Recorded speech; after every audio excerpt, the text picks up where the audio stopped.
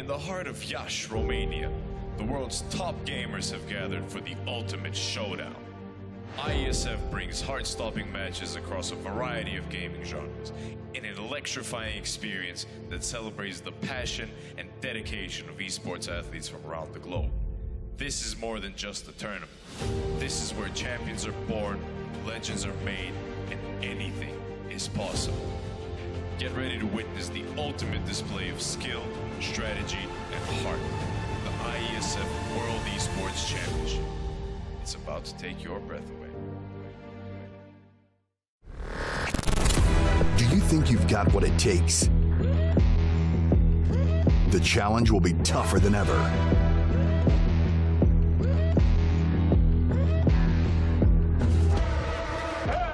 In 2023, international esports has a new home. Over 100 nations fighting for the championship in a celebration of everything that makes esports great. Who will rise up to the challenge?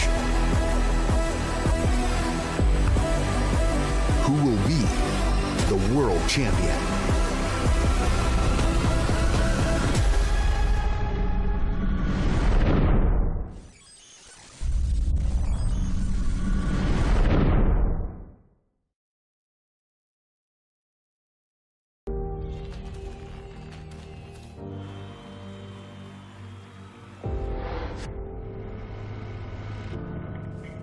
In the heart of Iași, Romania, the world's top gamers have gathered for the ultimate showdown. IESF brings heart-stopping matches across a variety of gaming genres in an electrifying experience that celebrates the passion and dedication of esports athletes from around the globe. This is more than just a tournament. This is where champions are born, legends are made, and anything is possible. Get ready to witness the ultimate display of skill, strategy, and heart. The IESF World Esports Championship. It's about to take your breath away.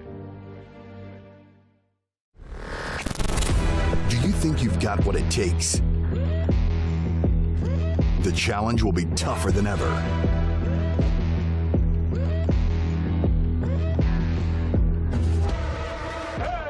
In 2023, international esports has a new home. Over 100 nations fighting for the championship in a celebration of everything that makes esports great. Who will rise up to the challenge? Who will be the world champion?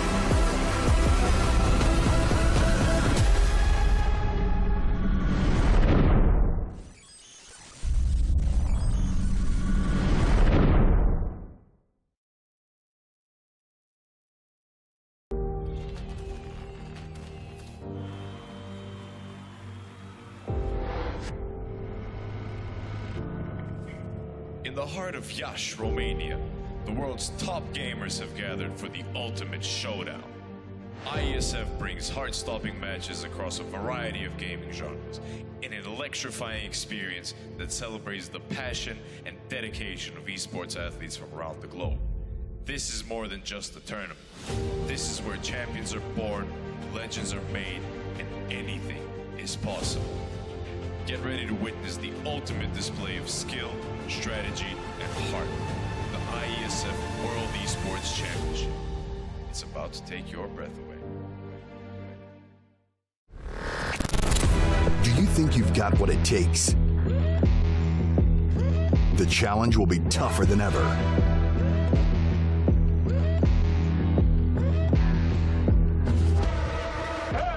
In 2023, international esports has a new home. Over 100 nations fighting for the championship in a celebration of everything that makes esports great.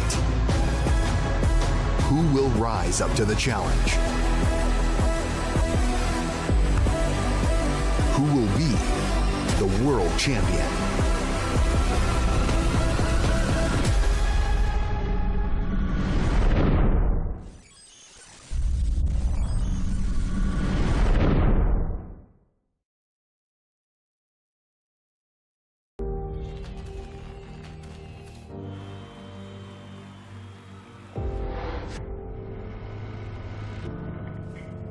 In the heart of Iași, Romania, the world's top gamers have gathered for the ultimate showdown.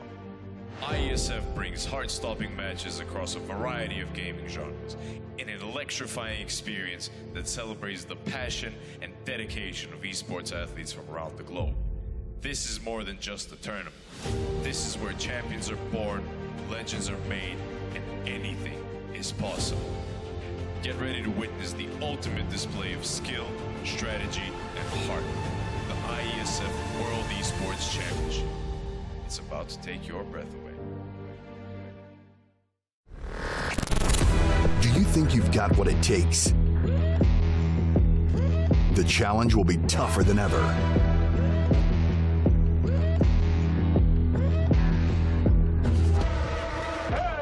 In 2023, international esports has a new home. Over 100 nations fighting for the championship in a celebration of everything that makes esports great. Who will rise up to the challenge? Who will be the world champion?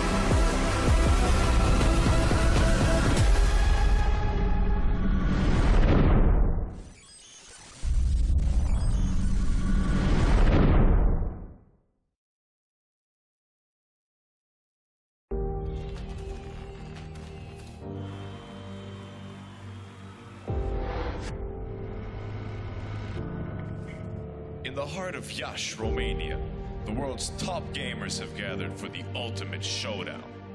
IESF brings heart-stopping matches across a variety of gaming genres in an electrifying experience that celebrates the passion and dedication of esports athletes from around the globe. This is more than just a tournament. This is where champions are born, legends are made, and anything is possible. Get ready to witness the ultimate display of skill, strategy, and heart. The IESF World Esports Championship. It's about to take your breath away. Do you think you've got what it takes? The challenge will be tougher than ever.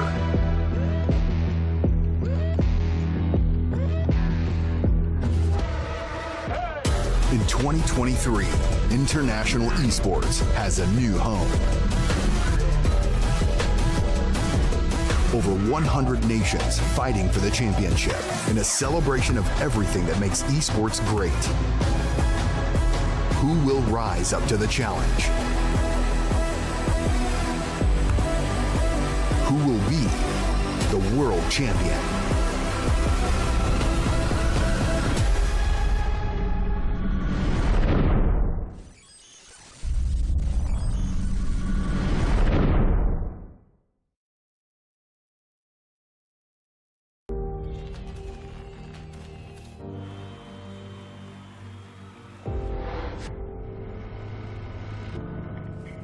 In the heart of Iași, Romania, the world's top gamers have gathered for the ultimate showdown. IESF brings heart-stopping matches across a variety of gaming genres in an electrifying experience that celebrates the passion and dedication of esports athletes from around the globe. This is more than just a tournament. This is where champions are born, legends are made, and anything is possible. Get ready to witness the ultimate display of skill, strategy, and heart. The IESF World Esports Championship. It's about to take your breath away. Do you think you've got what it takes? The challenge will be tougher than ever.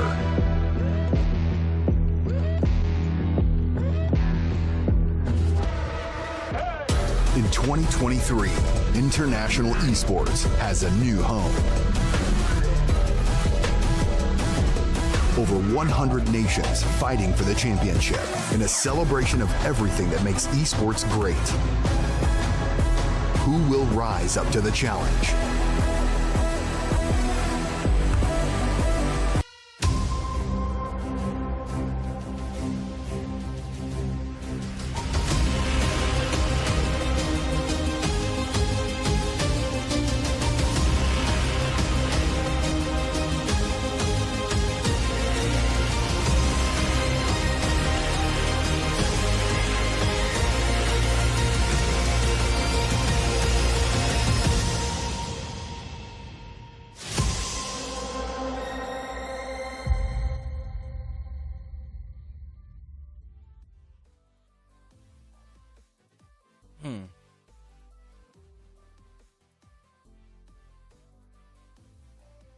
welcome back everyone to the IESF Asian Championship for the final day, the final match, and the two final teams that are now contending it out for that Central Asian Qualifiers. Joined once again by Sophie. Not gonna bother even trying pronouncing her username this time around because I'll save myself the embarrassment. That's totally alright. I hope you have got something to drink. We just talked about like what the weather is like, and see, I'm complaining that I have 20 degrees and he has 40, so yeah, hopefully you got hydrated as well. So I don't want you to pass out here because I feel like I'm dying in My this. best friend, the AC remote. Your best friend, the AC. See, that's not really something we use here because we're not used to warm weather, so we just die when it happens, and then everyone like panic buys like these small desk fans, and they just overprice because that 3 times a year we actually get like 25 degrees or something. It's just Lord's of mine.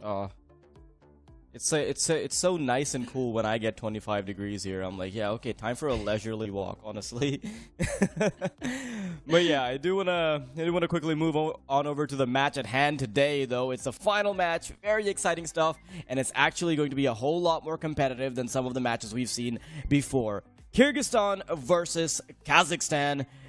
Very, very exciting match. Now, both of these teams have shown that they're made of something. Kyrgyzstan was actually one of the teams that's 16-0 to Uzbekistan, but to be honest, Uzbekistan was kind of the kid that everyone was bullying on the block. Every single team was sort of ripping through Uzbekistan, not really having too much difficulty, but still 16-0, that's gotta count for something. And then they played against Team Iraq, which they also very comfortably defeated. And beyond that point, they did actually go up against Kazakhstan before, but that was in a best-of-1 qualification match.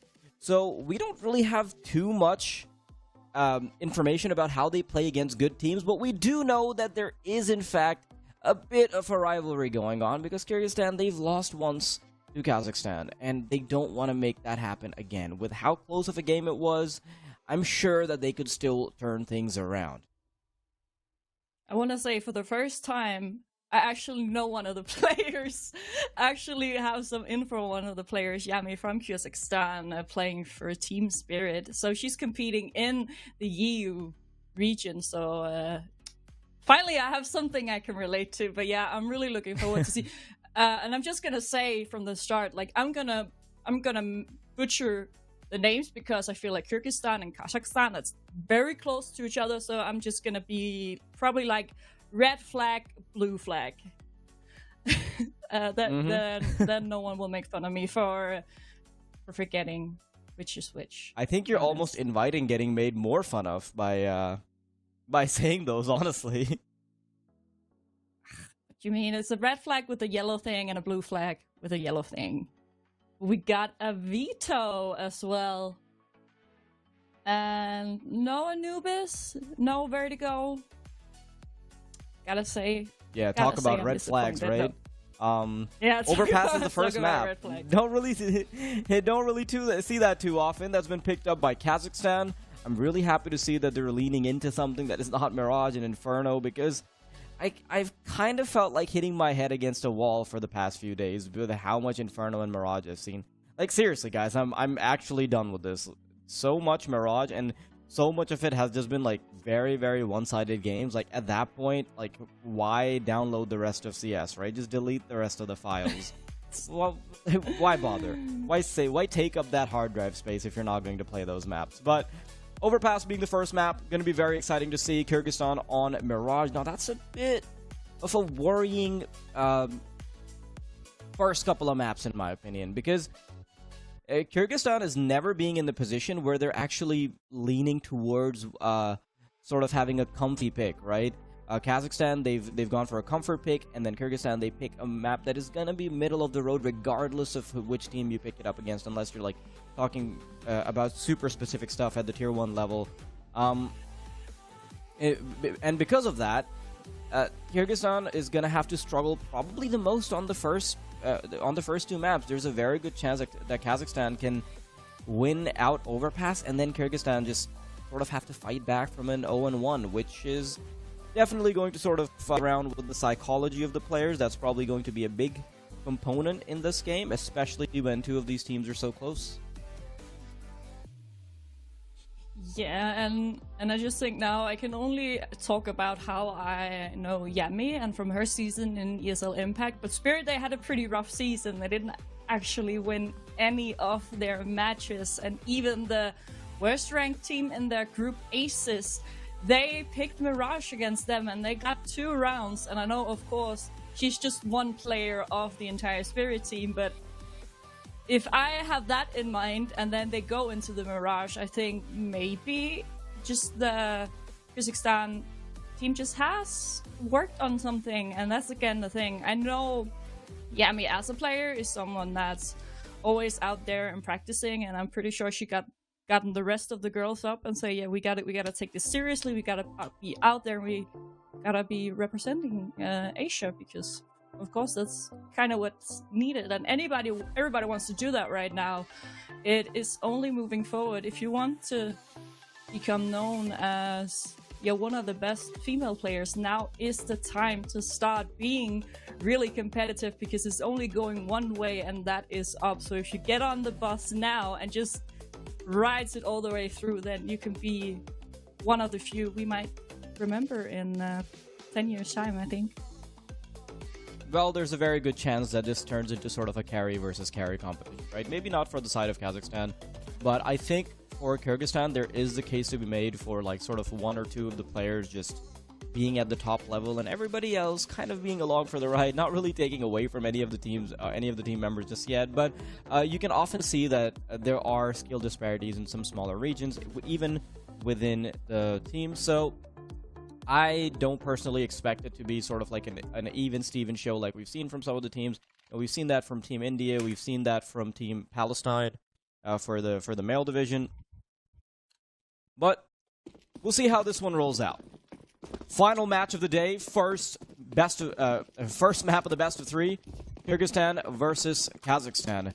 Kyrgyzstan on the CT side because that is not their map pick. Getting to start off on Tage's side now. Already kind of going for a pretty fast approach in this pistol round, taking contest of toilets. Now, they are going up against a Kyrgyzstan that is willing to play very passively over here on A, and they're going to waste absolutely no time storming over this A site. And now Yami, she gets the first duel there, and she has the info on another player, giving just a bit of extra space for her teammates. Oh my god! They're just clicking heads right now. They had so much speed going on, but it could be done that quick.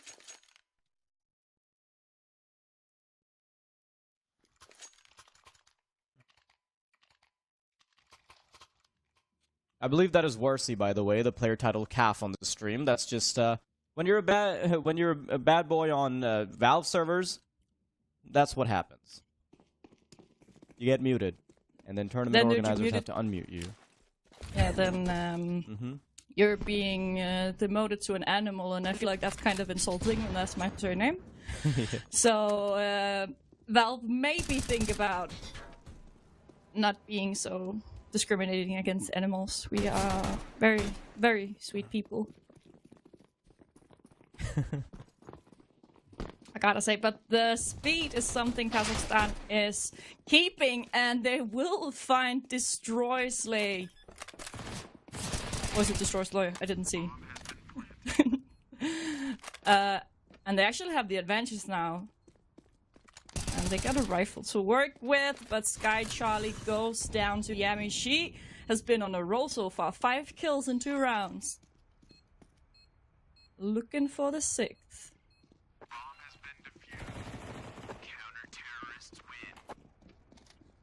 Well, that was a bit of a bead of sweat down their forehead because it did come down to the 2-on-3. Now, luckily for them, they can keep their wits about them and make sure they hit all of their shots and kind of get away with a relatively comfortable second round.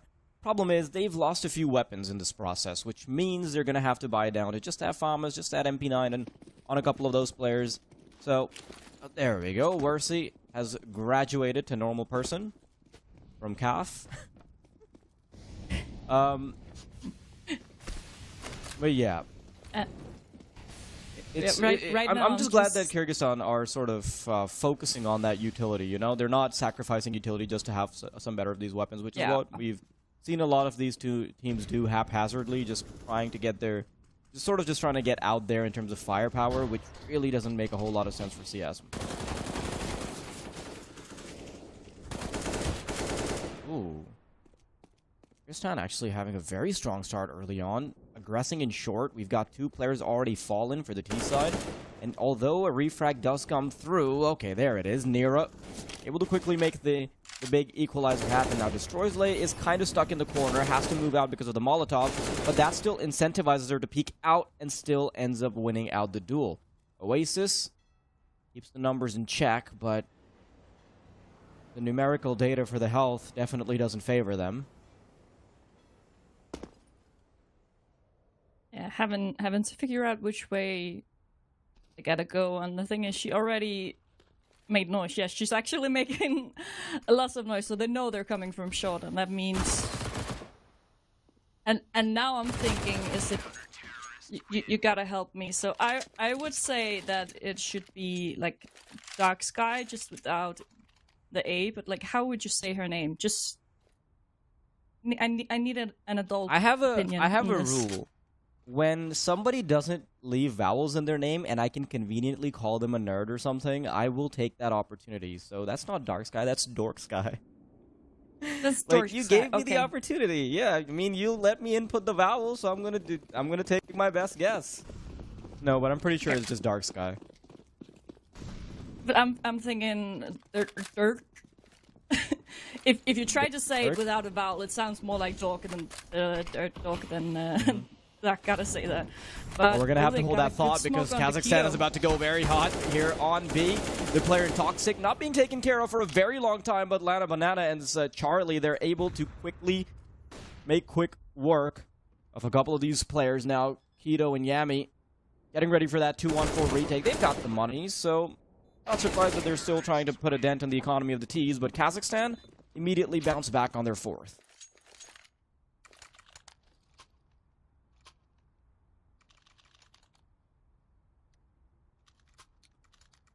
Actually, a timeout taken for Kyrgyzstan.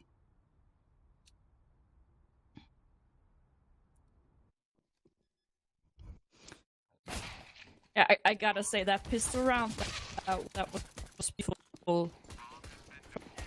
They were just hitting heads left from there.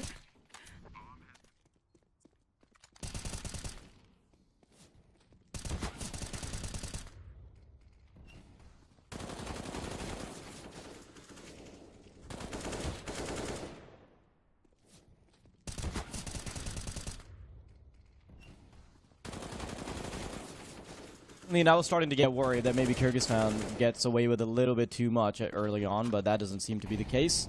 Kazakhstan immediately start fighting back, and that's going to significantly affect the money of Kyrgyzstan, actually. I overestimated how much money they'd have after the loss bonus in the previous round. Kind of just glossed over a couple of the players' money. But they've gone for a full-on MP9 approach, with the exception of Yami. Oasis, though, cuts those MP9s down to just 3. And Connector will now be the T-side domain.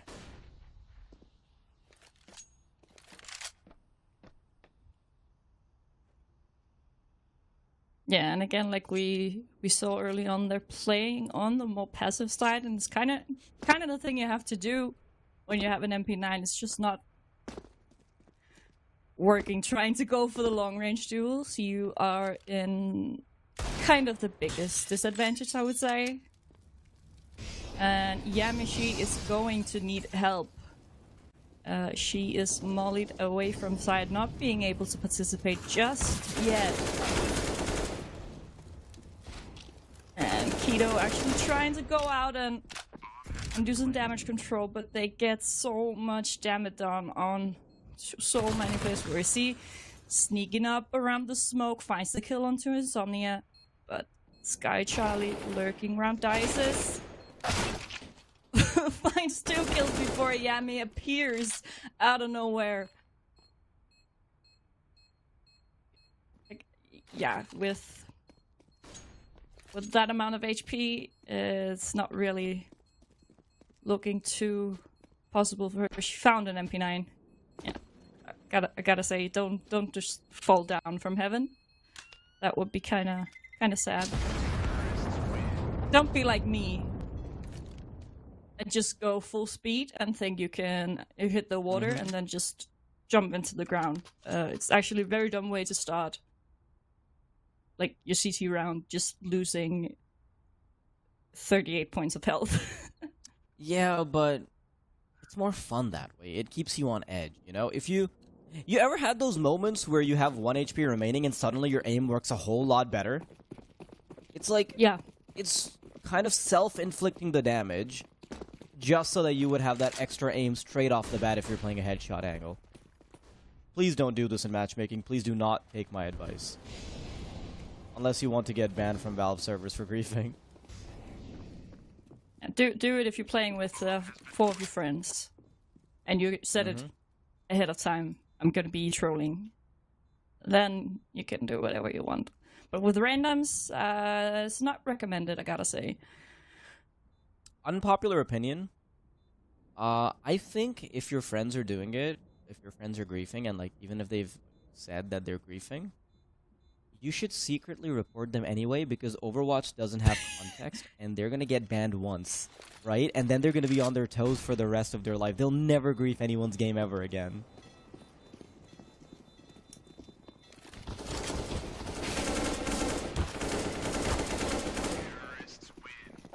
See, when I'm playing with my friends, I'm usually playing Esports, and if you report like without reason, then you get a warning. Oh. So if I just report anyone because I'm a sore loser every time, then I'm gonna get like a couple of days of a ban. So. And I remember one time one of my friends, he got banned for a week because he wrote KYS, which in Danish means kiss. So he was actually just saying, "I want to kiss you, mate." And then, of course, okay. the other Please guy don't elaborate thought on he was what the saying other something... meaning is. Yeah, he thought he said something else, and he got banned for a week. And then I wrote to one of the admins and said, if you read the context of the chat, like they were being friendly, and he was trying to say "mwah." So I just said the next time you write it with an M, because you can kind of say it with an M as well, and still be like you wanna smoochie with someone. So now I know what to say when I play with Danish players. Yeah. Well, enough smooching around. We've got a game at hand. Kazakhstan, they've already lost a player, and they want to deliver a kiss of death upon this A site. Lano, first player in. Flashbang to aggress as well. Now, while the rotations are going to come in, there is going to be responsibility on Destroy to try and keep them off this. Starts to go down. And Kyrgyzstan, they've not lost it. They've not lost a single player just yet. They just need to focus on getting this retake done. And with Yami being able to collect that first kill, it becomes a whole lot easier. Insomnia brings the numbers back. Yatosi still making a dent in their defenses, but Charlie and Lana, they're trying to hold them off. Lana does an incredible job at spraying down 2, and Charlie will land the final nail in the coffin. Kazakhstan with 4. That was just beautiful. Like, that was just outright beautiful play from Kazakhstan.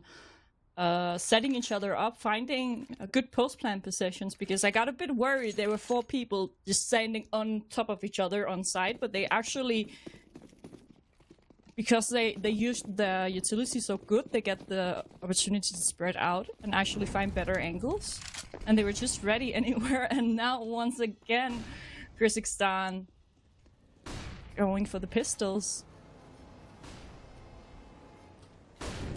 Tosi, first point of contact, Desert Eagle in hand. Doesn't quite connect ahead just yet. It still has a couple more chances before she falls. Lana, though, straight up goes for the entry frag, is starting to clear out water as well. Still, one contender remaining in the water that has been left unaccounted for, but she will be checked very soon.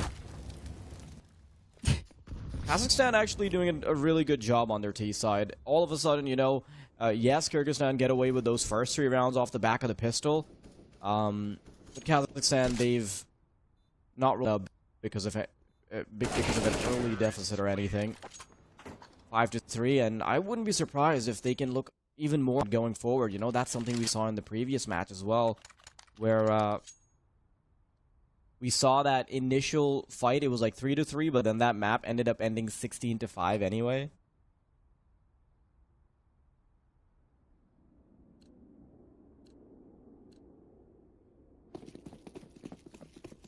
Yeah, let's hope that's not the case, because I am really trying to convince people that you cannot play T-side on Overpass. So we don't need that Kyrgyzstan only gets a couple more rounds on this T side, because then I lose all my credibility. No, you don't lose credibility. Players do. He's blaming on them. You gotta think smart. No, like, there's one thing I've practiced just for my mental health in matchmaking, or like Face It. Instead of like blaming my entire team or like blaming the entire like 4 stack I play with, I just pick one guy and I blame him for everything, so that 3 people will always be in a good mood at least. Right? Instead of everybody being in a slightly bad mood, I just put one person in a terrible mood and everybody else in a great one. Oh, like, don't copy this. I think it might be a little manipulative, but yeah. You think? Yeah, I think it might be, just maybe. That reminds me of...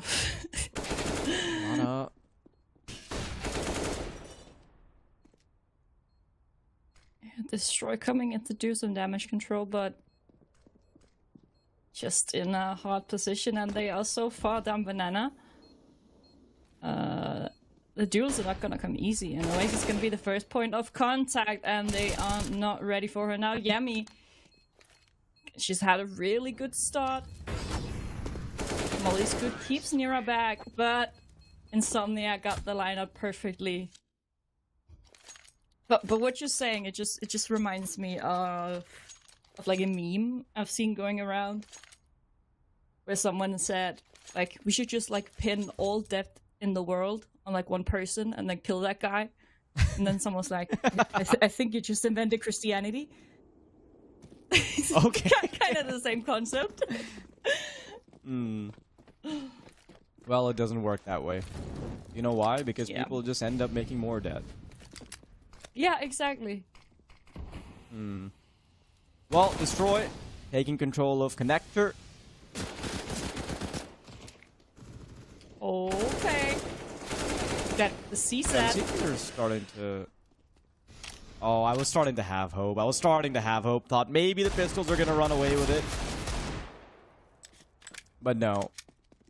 Yami, you're still trying to make a dent. Unfortunately, Kazakhstan have gotten a little too much comfort here on the B site. Yami trying to get them off the bomb with the molly, but that nade will be immaculate. Yeah, and that's kind of the sad thing, but because she was in the smoke, she got the right idea with the molly, but it just hit the wall. Yeah, I don't even know. I wouldn't say it. Yeah, it just hit the wall. It's not a wall of anything. It's just a wall there. I don't really know what Overpass is, to be honest. Like what I would categorize it as. It's just a weird complexion of things. But yeah, it hit the wall, so she actually mollies herself in. Won't be able to push out from the smoke. We got rifles once more, just MP9 on Mercy, but rifles and an orb on Yami. We need to see something up from Kyrgyzstan. It's like, as soon as Kazakhstan got the first buy round, they haven't really had a foot into this game, and they need to figure out how to stop it. Maybe... That's kind of rude. There's 2 people waiting for her. I was really like, okay, she's gonna do something insane, and they were double peeking her, so she didn't really stand a chance. Well, Lana's been really good in this position before. As soon as she gets some information, some space, she's always going to be a bit of a menace. But problem is, she's not able to convert off the back of it into a little bit more. 3-on-3 retake. Player in toilet. Should have been able to get that, but Kyrgyzstan, she drops the ball. Which just leaves Dark Sky and Destroy to try and get this done 2 versus 3. And I'm not even sure if they want to go for this. They only have the budget for it, but Destroy still goes ahead and peeks out, brings it down to a 2-on-2. And Charlie, although her position's been given up, she's also done her job. Trying to stick the defuse, doesn't end up working out for Dark Sky. 8-3, Kazakhstan looking like a whole different level.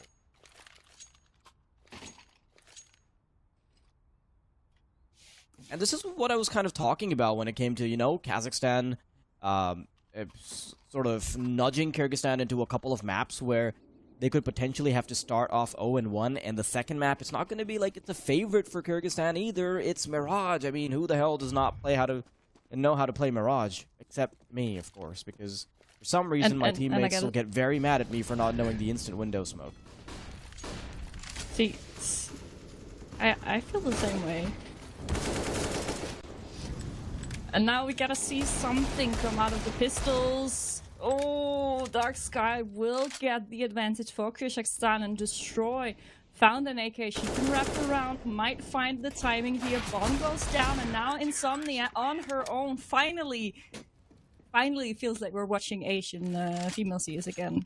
Pistols winning over rifles, as it should be. But I was about to say, we should just play Mirage together, and we cannot know how smokes together, but I just realized the ping might not be fun. I mean, you're from Europe, that's where I play anyway. Oh, easy. I've perpetually played on 130 ping my entire life. I made it to level 10 on 130 ping, made it to like 2150 elo. I'm pretty sure like ping cannot be the excuse. One as dumb as me could do it.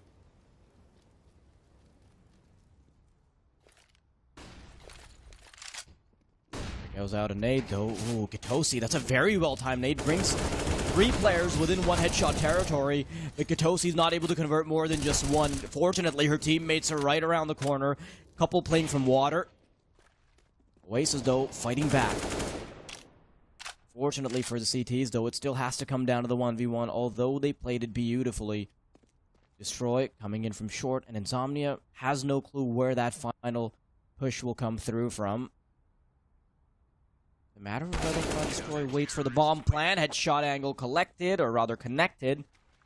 All she has to do is pull the trigger. Kyrgyzstan, not quite in the driver's seat, but at least having a scrap at it for it.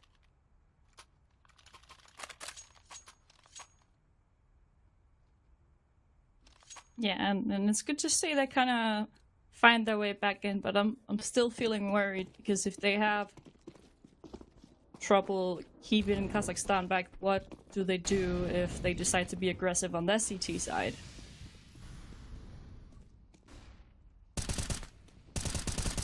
Destroy, on the other hand, she wants to take this map back in the hands of Kyrgyzstan.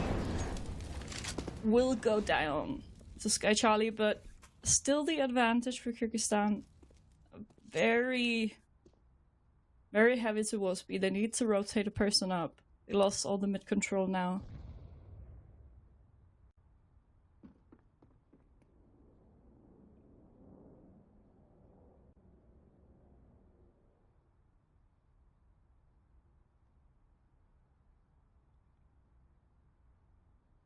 Slow traversal into connector. Quality control starting to be established as they try to cook something on site. They do have that numerical disadvantage going for them, but Mercy might just be caught out in the open here. Sky Charlie is going to be that first contender here. Boost coming through does not make any sounds, and now they're going to want to double peek together. It's a matter of turning the corner. They're not expecting it, though. The gun barrel from Insomnia will trigger Worsey to quickly be attentive, and she's ready for the fight that comes through. Insomnia preemptively checking connector, and that cues her to go down connector instead of trying to contest for A. 20 seconds remaining, so they need to book it fast, but in the meantime, Dark Sky will be rotating over as well.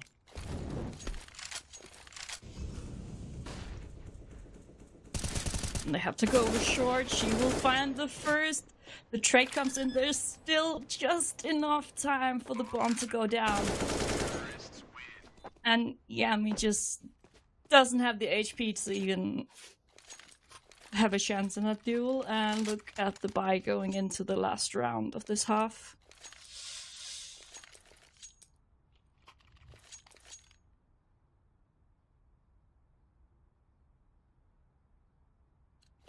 Because it's kind of weird sometimes just how different it can be. Like you spread over a team if someone saves a couple times or something, but it's gonna be Destroy on the orb, not Yami this time.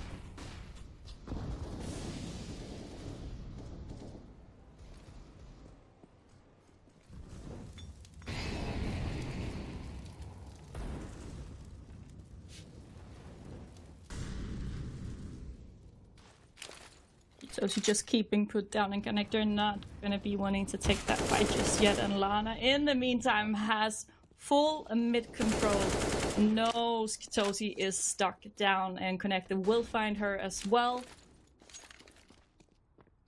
Bouncing her way up towards the A side. Destroy will find the kill onto her, and it looks like it's gonna be the B hit. It was just a fake, but the rotations look like it's the right call for Kazakhstan. Yeah, they're about to get ready for a B-side push. There is only one member on this site, though. Playing from the back lines. Right now. Spotted one. Insomnia gets away with a very nasty shot. And the spray onto Dark Sky right after as well. Destroy. Now in a 1-on-3 with an AWP. There recognizes that there's a player right towards Monster. But that smoke makes the fight even more difficult. Spots her crossing over, drops down into the water, but realizes that time is ticking, time is of the essence, and this is going to be a very difficult clutch. Nera connects the headshot, 10-5, and Kazakhstan will be heading into the advantageous side with their heads held high, because this is about to get a whole lot more comfy for them. Yeah, I'm kind of worried about how Kyrgyzstan is gonna approach this. Like, I think a lot comes down to how they play this pistol. If they... Yeah, they gotta find a way to find the confidence back into the game. And not let the 5 rounds on CT side get too much to their head. So a pistol would be necessary as a way to build back that kind of momentum they've been lacking.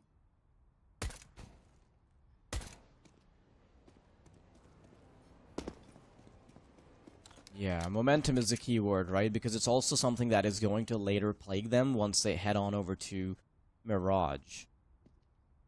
Coming up connector now. Got a couple players coming in toilets as well, so nice and divvied up. Nera peeks out from toilets, starts to miss a few shots actually, but suddenly does a whole lot of work for Kazakhstan before she falls, and that incentivizes Kyrgyzstan to be a little quicker in their pace towards A. Problem is, rotations have already come in, and this is going to be a complete shooting gallery as the T side starts to get mowed down. Bomb left out in the open. They need to try and recover it. Yami's doing an incredible job with the P2, but Sky Charlie comes around the corner, whittles it down to just one player. Dark Sky is desperately shooting shots, and it will eventually come down to the one-on-one. Rotation from Oasis. She's going to be the last person standing. And she's waiting for a hint, and she finally gets it. Kazakhstan, 11-5.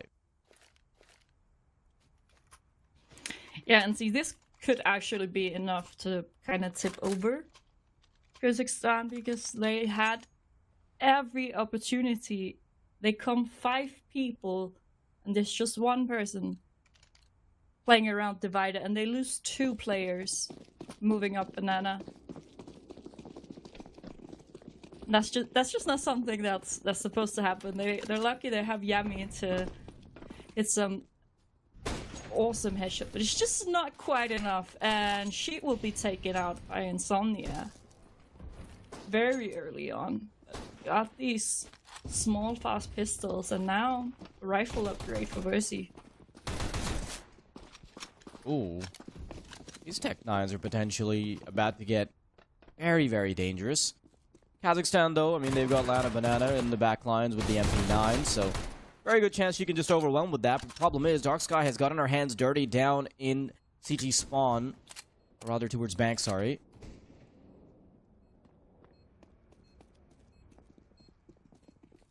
Hand. The MP9 is going to work. Dark Sky doesn't have any trouble whittling them down. And Kyrgyzstan, they needed that, you know? They needed that breath of fresh air so they can try and unbreak the momentum that they've lost in the first half.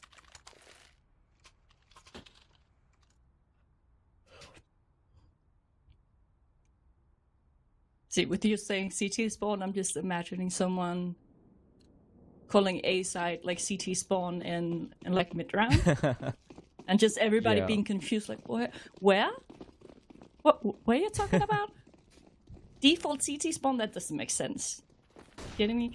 Looks like it's gonna be the quick B-hit Versi running ahead.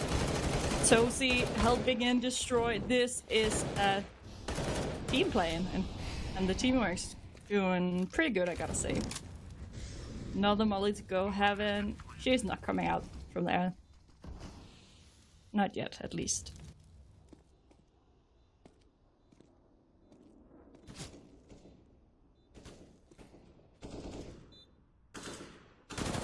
Yeah, the Kazakhstani players are not going to have an easy time sort of recovering from this one. Especially because this is like leading them into a double eco, right? Can buy up in the next round. Kyrgyzstan probably starting to get into that position where maybe getting 9 rounds isn't actually going to be all that tough for them.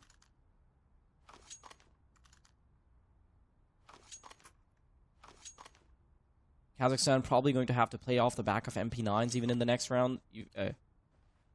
Unless they can obviously get away with something very crazy with the USPs, which I frankly do not expect. So,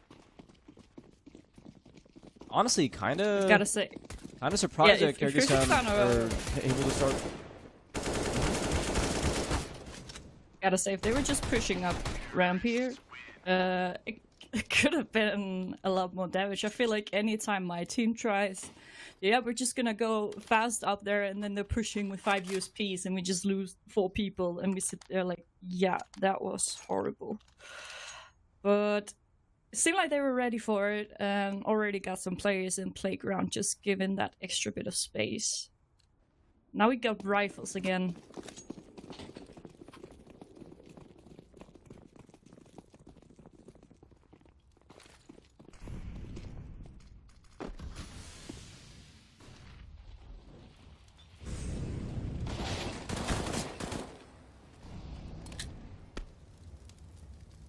One-for-one trade in short. And this play is going to be very deadly because there's 2 players pushed up. Insomnia and Oasis, they're just too good on those A1Ss. And Kazakhstan, they're starting to regain their balance a little bit. Kyrgyzstan, though, they still have an AK and a FAMAS in their hands. Dark Sky and Katosi, the duo, that's been putting in quite a bit of work already. I think Katosi's gotten a little bit unlucky, to be honest. She's had multiple instances where she kind of dropped the ball, but Dark Sky, you know, she's been a completely different sort of player. Taking a whole lot of initiative, racking up quite a few kills. I think she's going 16 and 8 right now, so not really losing a whole lot of duels.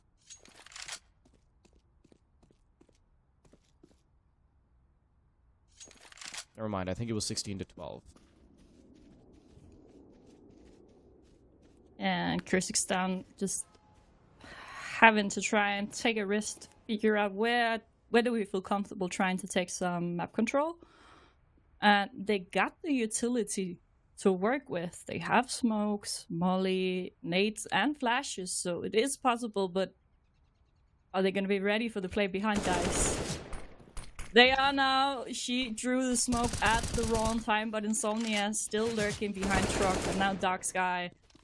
She's in for it. She knows Insomnia is still there, but yeah, I'm not ready for Sky Charlie coming on Banana.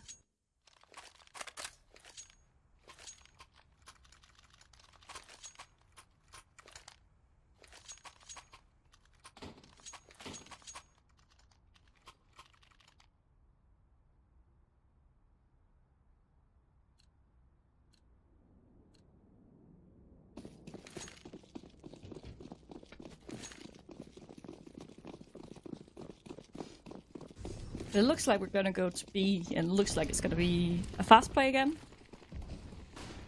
Running blind through the smoke. Oh, the flashes weren't that great. Oh, Yami waiting for the short player will find the kill. They actually found love some that kills attention on to B side detail. as well.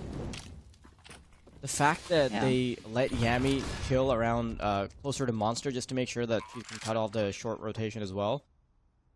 Doesn't need to join that entire push, you know, when 4 players are already going at it. But Oasis had the opportunity to catch 2. Now Yami is quite low, so a chance at a 1v2 is totally doable. Let's see if that's going to work out, though. Omnia moving in, headshot from Yami, and she's done incredible work in this round. 3 kills for her, catches the flank, catches the catches the lurk, catches the flank, and then also catches the final players. So you sang a lot of praises about Yami, and I think I can see why. Yeah, like it appeared like everything kind of went wrong for Team Spirit during this season of ESL Impact, but I feel like she was the player I was always hyping up when I was casting them, because she just had so many great individual performances, and she made her team look good even though they had some unfortunate games, I think would be the words I would use to describe that season. But Kyrgyzstan making the way up long, actually 4 people, and look at the placements of Kazakhstan. They are as far away as they could be. And again, we have Yami. She is ready to cut off rotations.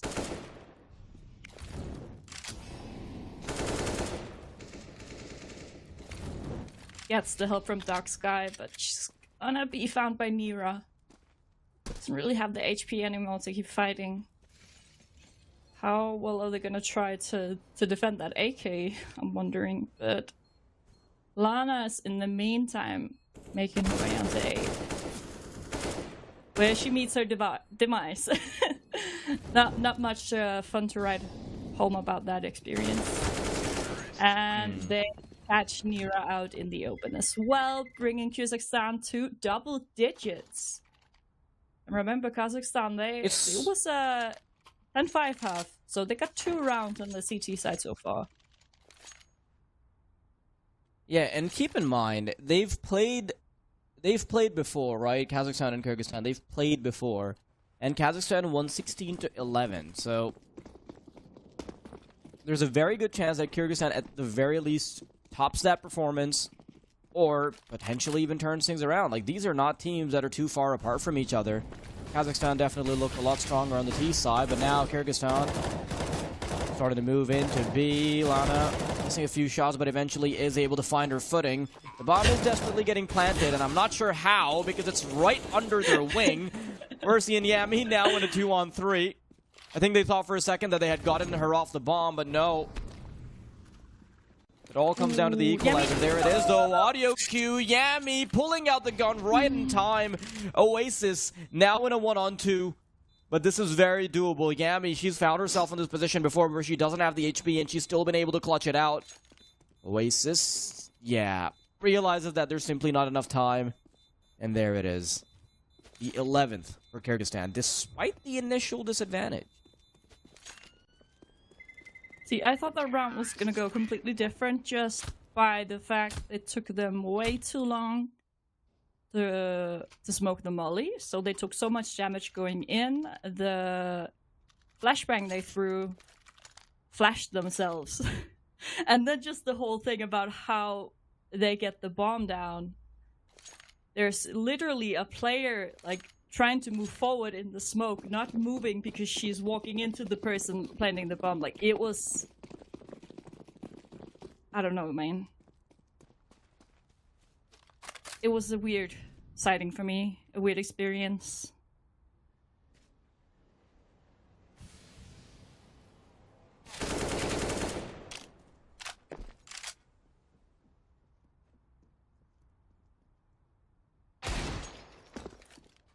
Ooh.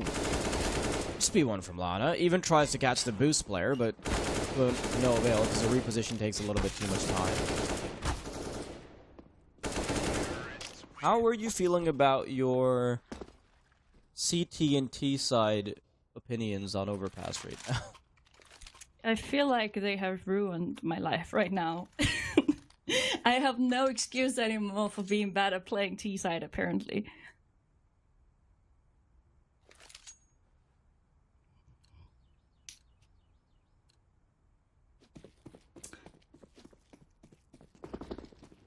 And yeah, this is the first time the scores equalized since it was 3-3.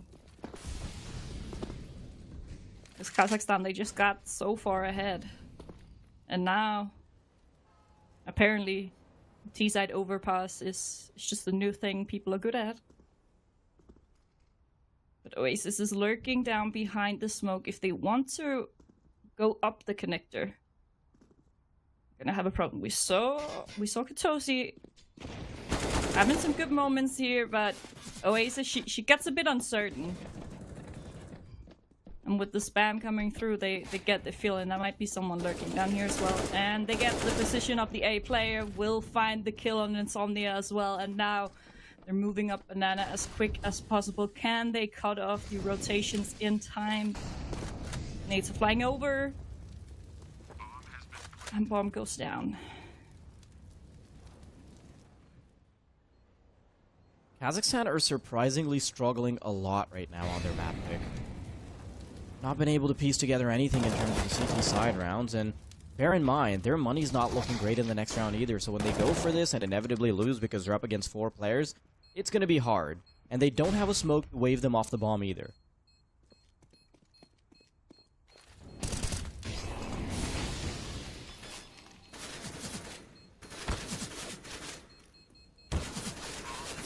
Oh. What? How was that allowed? What?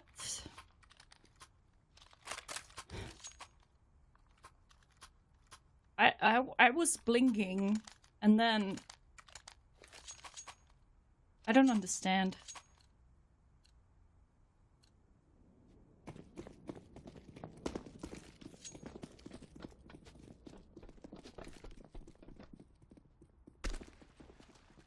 Charlie definitely buys a lifeline for her team. Now, bear in mind, if they hadn't won that round, they'd be down economically. Hold on, Kyrgyzstan wanting to move in very quickly on B. I think they're starting to get a little desperate. Unfortunately, they're going to be met with sheer force. Lana flirting with a 30 bomb right now. Going 29 and 20. She's been an absolute force in keeping this team alive. This was almost a done deal. I think Kyrgyzstan would have just gotten away with this round if it wasn't for that meddling defuse on the previous one. Oh, Yami can try and offer something, but it's a 1v4 with that HP. And then again, it's just going to be the whole psychological part. A CS like that was a done round, and they somehow don't manage to find that kill on the diffuse. And they were having this momentum as well. And then, like, one thing is if it's a close round, and like you can sit with a feeling, yeah, that's fair, they got that round, but it was 100% their own mistakes for them losing. And now they still got the money, but how are you reinventing the deep plate right now? That's the question. You gotta give the viewer some context. Not everybody was around yesterday. Okay, so let me repeat it back. So I understand, like, so I can make it clear that I've understood, right?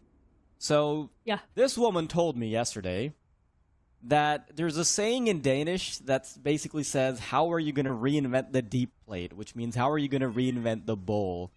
Which is like, I perceive it as, okay, you've always used a bowl for soup, you always used a bowl for rice, but then one day someone's like, bam, tomahawk steak, put this in your bowl, idiot, and then you have to reinvent it, right? Is that how it works?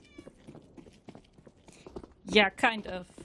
It's a thing like you have this thing you know how to use, but you have to figure out how can I make this better. Like, a ball is something amazing. Like, I can eat my cereal with this, but how do I make it even better? Like, ball 2.0 kind of thing. Ball 2.0. And I don't know if you could hear, my cat just came in screaming at me. Just heard that. So I was just... Very cute. She's She was teaching not- you how to reinvent the bowl in Danish, but it's all coming out in Meow Meow, so she's struggling. She's struggling. Speaking of struggle, though, Kyrgyzstan, they're about to get ready for this B onslaught. Destroy will be the entry fragger. There it is. First headshot connected onto Lana. Very important player being taken out, and water will be cleared out as well. Last person standing, and Nira, unfortunately, can't win out a single duel.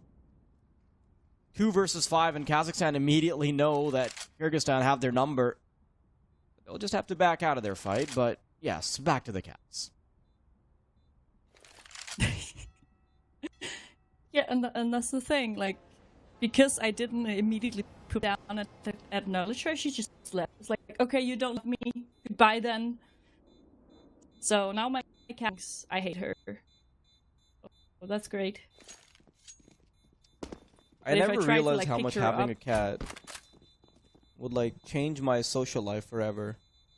Like, now, I used to have a very, varied set of memes that I would send my friends, but then I started taking pictures of my cat and sending it to people, and Exactly. then it poisoned my feed into only showing me, well, maybe not poisoned, but manipulated my feed into only showing me cats. So now, like, I have maybe 2,000 WhatsApp stickers that are cats, and a whole lot of cat memes, so... I'm pretty sure it's Yeah. like, I'm becoming like the annoying cat person friend where you're like, just like, please shut up. I don't want any more pictures of your cat, but it's fine.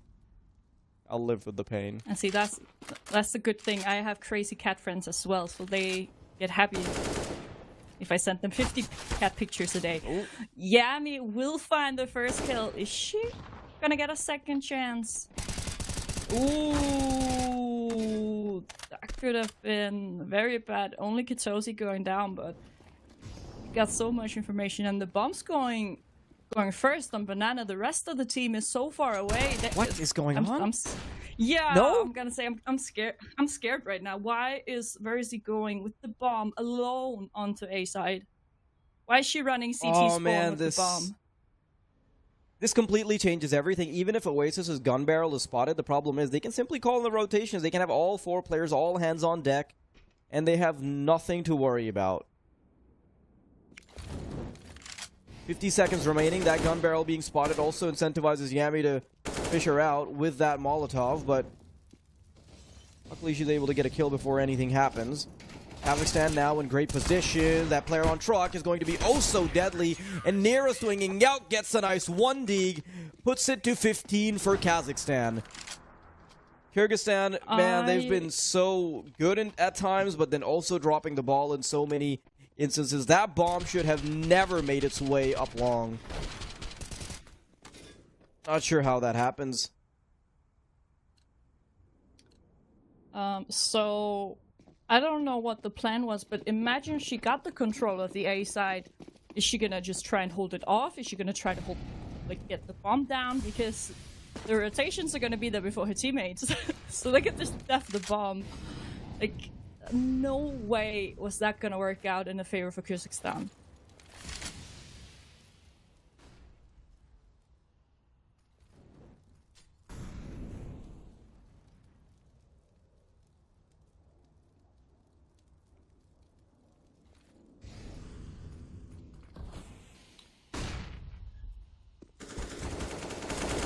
Last chance remaining. Verzi is going to chip the numbers down to just 4, but the refrag instantly takes place. Destroy, she's been so damn good on the entries, and she's going to continue to dish out the damage. Kitosi adds another one to the tally.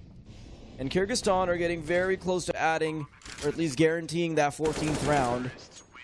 Insomnia, desperate attempt at a retake, but before that even materializes, Dark Sky peeks out for the kill. I was about to say Dr. Sky. Dr. My brain Sky. just perceives the DR as doctor, you know? Yeah, maybe. Maybe she is Dr. Sky. Who knows? I'm going for like the Eastern European angle where her name is Doktorski. Doktorski. Yeah, maybe. Who knows?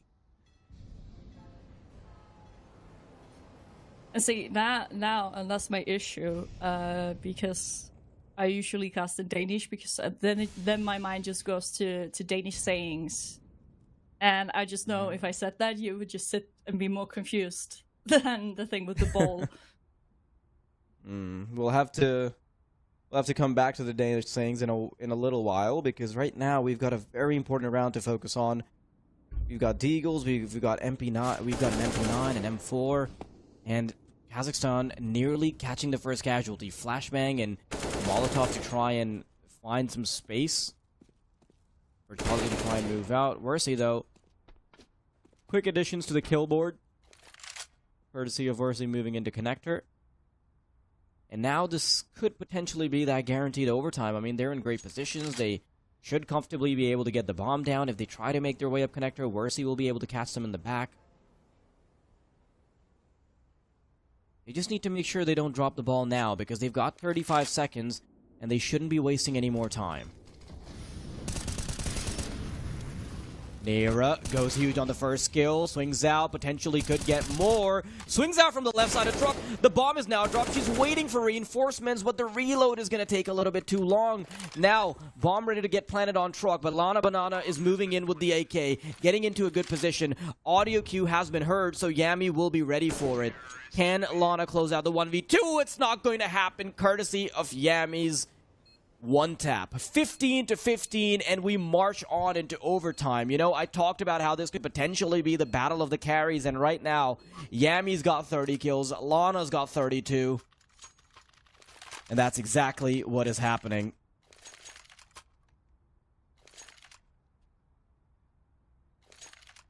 See, now everything I know has just been absolutely destroyed. The team is strong.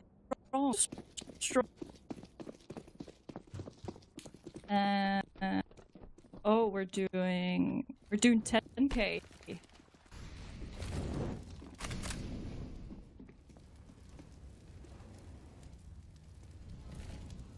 10t.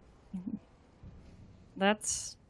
Was it 10k or 12.5? It's 10k.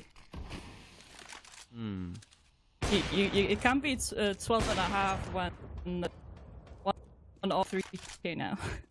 I don't think she spent 9,000. That would be insane. So I think it's 10k. That's kind of weird. That's my least favorite kind of OT. Overtime? But yeah, enough it can about get how a little much momentum based.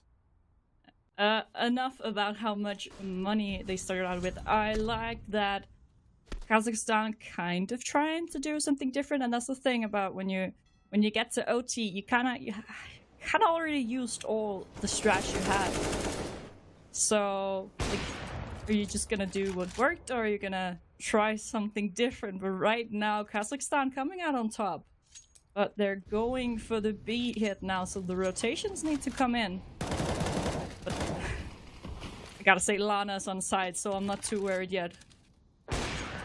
Sonia joins the party, and almost a flawless round for Kazakhstan. And then we could just sit here. Yeah, why didn't you do that in regular time? Like that seemed very easy for you. That's just yeah. Honestly, Kazakhstan just looks so strong on that T side as well. Where, personally, I thought that once they would then get to the advantageous side, they'd probably be just like, well, this game is already over. I think they might have gotten a little too cocky because we are in overtime after all. Now, I'm very happy with Kyrgyzstan's performance already because they've made it a lot farther than they did last time against Kazakhstan. They're giving Kazakhstan a very difficult run for their money. Problem is, money's going to be a little strange for Kyrgyzstan if they end up losing this round. Just waiting out the util right now, not really wanting to make any plays through it. In the meantime, though, the bomb will be making its way towards long, so they have to rely on these connector players being largely successful so they can later join in Banana. There's the first kill, and those are the alarm bells ringing for the CTs.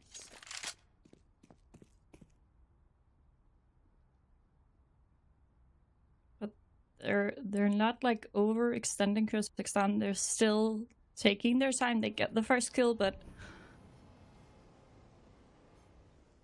not just overcommitting. Still taking the time, clearing angles, using the Utah they got. Might give a bit of extra time for Kazakhstan, but if your aimers are just on top right now. Lana could go big, gets one, gets the bomb carrier nearly. She's just gonna burn up to the molly, and now she's in such a pivotal position to change the course of this round. AWP shot connects. Kitosi and Dark Sky have to try and fight off this onslaught. The ops trained on the angle, tapping the bomb. Very important shot being missed, and Lana, or rather Nira, has to try and get it done all by herself. Peeks into the angle, but unfortunately Kitosi will catch her. Kyrgyzstan saved themselves in a very, very doable retake for Kazakhstan.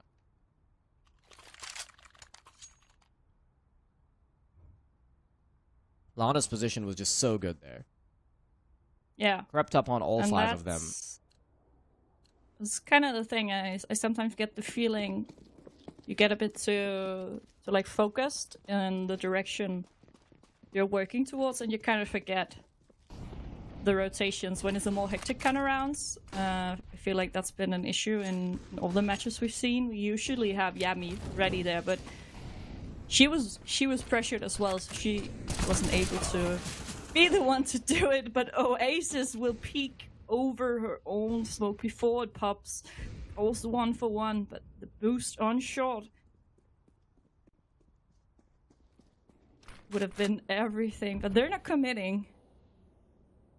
That might be for the best if you're Kazakhstan right now.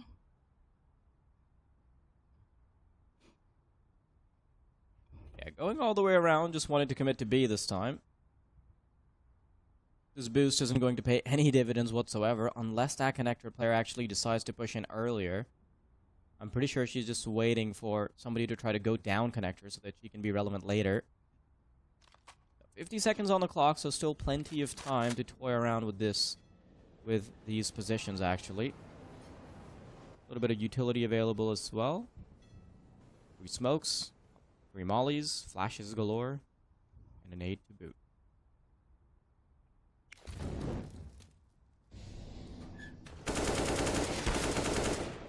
Oh, and the timing that through is the connector. That's perfect.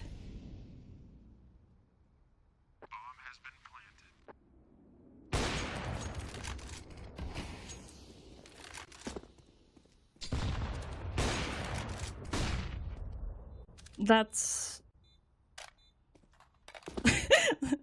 yeah, like that's insane, but it's such a hard retake to do, and they are just waiting around the corner, and it will be the 17-16 lead going into the second half of this overtime.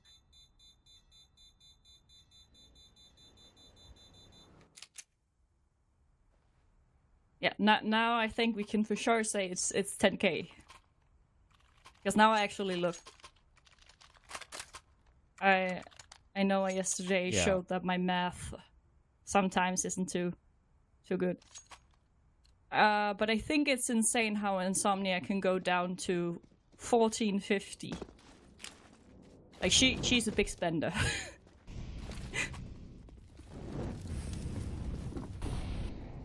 Now, let's see if that big spending is actually going to pay dividends, though. I mean, it's an investment, but it needs to give you some kind of return. Yami, already in connector, so she's going to be the first person to rotate through if this action starts to get a little too intense. Getting ready for the B-side pop now, though. Dark Sky, flashed out of her mind. Just takes a chill, hides behind the Toxic. Is going to be able to work through the flash. Lots of damage being delivered by her. And Kyrgyzstan is going absolutely wild. But Insomnia, the AWP, the big spender, has to play the big game as well. 1-on-2. There's a player coming right behind her, so she's going to have to watch out. Yeah. Is she going to be wary of that monster presence? That's going to be the big one. Yami, I don't think Yami realized where she is either, but just in time, she's going to be able to shoot her in the side. 18-16. And Kyrgyzstan are starting to get away with it. Match point for Kyrgyzstan. Or map point.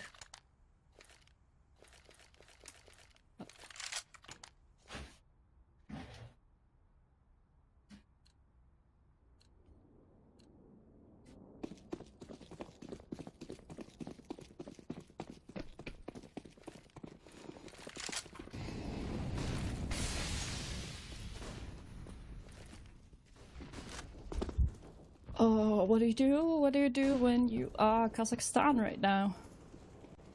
What is the safe thing to do?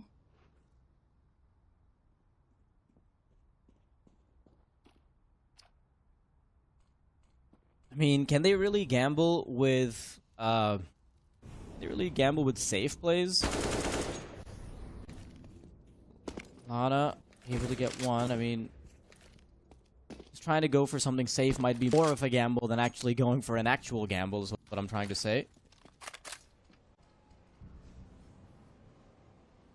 That's the thing. You kind of already used up all the deep ends of the strat book in regular time, so you have to go back to what actually worked. And it's lovely to see Kitosi making more of a presence of herself.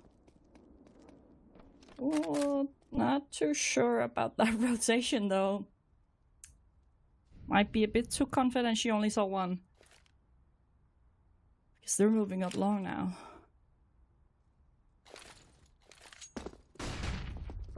Flashbang to go through. Does give them a fair bit of space. And Kazakhstan, they still want to fight this. They still want to fight it out all the way for second overtime. Worsi on the rotation, and Bang gets the first shot off. And Kyrgyzstan want to try and end it right. They still do have a lifeline, but ending it right here would give them a whole lot of confidence. Dark Sky nudges one of these players out of their position, just leaving Lana and Charlie. They've been two of the big game performers, and let's see if that is going to continue to be the case. Both in toilets. Warsi catches the important kill. Peeking out, though, Lana will get caught out, and that means Kyrgyzstan on a 2 versus 4 retake are going to be able to close this one out 19-16, and that is Kazakhstan's map pick. They were leading on the T side. They were going 10-5, and you would think that now that they're playing their comfortable side, now that they're actually playing with the advantage, they would just be able to close it out. I mean, we're going 10-5, but a couple of rounds that go awry, a couple of pistols that that go a little bit too well, and it results in a 19-16, I believe? A 19-16 finish in the favor of Kyrgyzstan. So already a leg up from where they were before. They lost 16-11 to Kazakhstan before. So a lot better performance, and I think Yami is starting, or rather Lana is starting to feel the sweat a little bit now, right? She realizes that, you know, even with that carry, now she has to go up against a player like Yami, who is able to do it right back, you know? I think Yami, in maybe like the last 4 rounds of regulation, she went from 22 kills to 30 kills to close it out. She was getting basically 2 or 3 kills every single round then. So, very impressive performances coming out from both squads, and I don't think we've seen a game this close just yet. And we finally got a performance, we finally got an online qualifier performance from the females where they are actually going head-to-head. So Central Asia, absolutely stacked. Yeah, I am so excited for what Mirage will have to do now. We can see this individual performances of these riflers and the Opus, of course, just going above and beyond. And that's the thing, we talked about it a bit yesterday. You need more than just one player to be able to take home the map, and that was kind of the thing on both sides, where Yami, she just in the end said, okay, I need to give just that tiny bit extra, but I need you to do it around me as well. And that's actually what made them just go right over the finish line in the end. So really excited for Mirage. Yeah, absolutely. And now that we're going to be on Kyrgyzstan's map, that's still pretty good for Kazakhstan. It's not like they're scared of Mirage, but they are going to have to play that. I was thinking here that Kazakhstan would probably lead 1-0, but that's not going to be the case. Are they going to come back? Is the Central Asia qualifier going to get any more competitive? You'll find out after a short break, but until then, roll the highlights.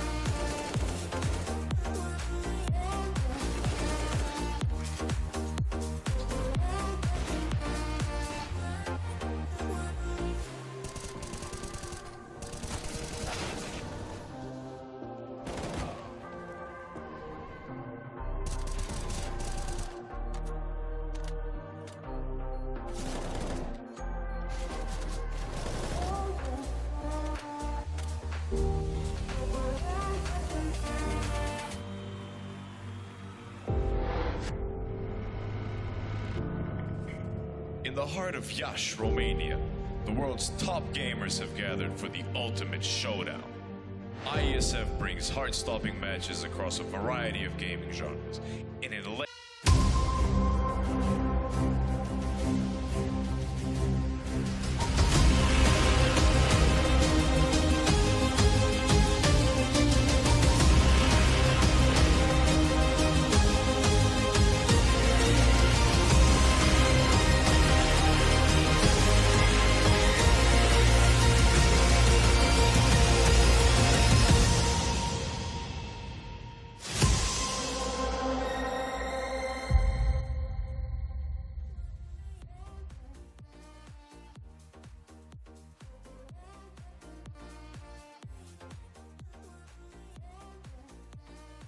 Welcome back, everyone, to the IESF Asian Championship. What you're watching right now could potentially be the last map of the entire CSGO division of IESF Asian Qualifiers. So, very exciting, and honestly, Kyrgyzstan went above and beyond in their performance against Kazakhstan. Now, are they going to be able to bring it right back? Are they going to be able to extend this tournament by a map? We're about to find out. Yeah, I gotta be honest with you. After that performance on the first half, I kind of got the feeling, yeah, this is gonna be for Kazakhstan for sure. Like I was mentally preparing for Mirage, and then I don't know what happened, because like the halftime is only like 30 seconds, so it's kind of limited how much you can gear yourself up in that amount of time. But they just found a totally different gear and actually make it all the way to overtime and winning there almost flawlessly. So absolutely insane performances from Kyrgyzstan, trying to actually getting the upper lead here. And so I'm really excited to see what they get to bring on their T side here on Mirage, which we get to in a short amount of time. Yeah, it's kind of crazy that, you know, now we're going to see sort of things flip around, right? I'm not really sure. I'm not really sure how this is going to play out, to be perfectly honest. You know, Kyrgyzstan, they played above and beyond. They look like a completely different team, and Yami had such a monstrous performance. We are going to get a chance to delve into the statistics very soon for this, but until then, who do you think was sort of a player that maybe we didn't have our eyes on? You know, maybe because it's all really been a Yami and Lana show, right? But do you think there's anybody else that sort of deserves the limelight a little bit? See, that's a hard question. You're just putting me on the spot like that. I feel like just in that second half, the entire of Kyrgyzstan, you just have to give credit to all the players, because they each individually just found that bit extra. We had a couple players on the CT side. They were kind of unlucky in many situations. They lost out on a lot of the duels, and they just total reset for the second half, going into the T side and being like, yeah, I might have been run over, but now is my time to run them over.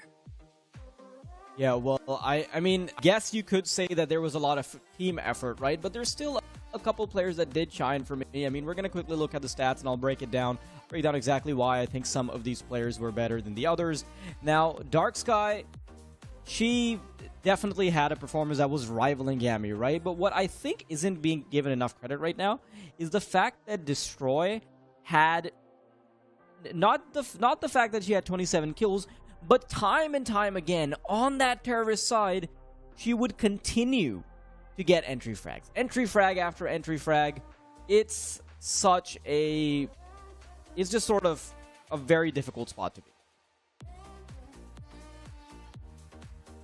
Yeah, I gotta give you that 100%. And then, of course, on the other side, other than Lana, who, of course, you can see just looking at her stats, she was playing out of this world. But we had Insomnia as well, following right behind her, and just with the AWP doing amazing shots and just bringing so much to the table. And the two of them were kind of the reason I thought that Kazakhstan is just gonna take this home very easily, because they just seemed just a tiny bit ahead of Kyrgyzstan. But yeah, as you said, Dark Sky and Destroy, they kind of came out of nowhere and just started stepping up around the rest. And so yeah, I'm really excited to see what they bring over to Mirage. Who will have the best mindset going in? Yeah, now there's not obviously a very big disparity between the eliminations. It was such a close game, right? But that extra little bit all across the board, I think it definitely made that. It's an 11 kill difference and it's a 3 round difference. So you can kind of see where that comes in. Now, how is Mirage gonna go? I'm not too sure about that personally. It can honestly go either way, right? Kazakhstan, I'm not going to expect them to be slouches on this map. And on the other hand, you know, Kyrgyzstan, they just had a stellar performance here on Overpass. So I honestly have a lot of high hopes for them. And of course, the Lana, we said it from, a couple rounds in that she was just playing out of this world, and she continued that through the entire map. And now I have to try and use my math again. So gotta say, so they played 30 rounds, and so she got more than 1 kill per round. They played 35 rounds in total. And yeah, just really maintaining that high ADR, high eliminations, all of that. Yeah, exactly. Now, question is first of all, I don't think this performance is sustainable, right? You don't really expect this to be able to be replicated time and time again. But my question is Kazakhstan going to still have a good if Lana can't put these numbers up again, right? Yes, 37 kills is awesome, but can you do it twice in a row? And if that doesn't happen, who's going to be the one that steps up on the platform to sort of save Kazakhstan, right?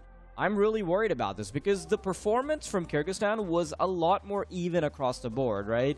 And when you've got a lot more even performance, it's a whole lot more sustainable. You can't really put sort of all the logs on the back of Lana and just expect her to carry them, right?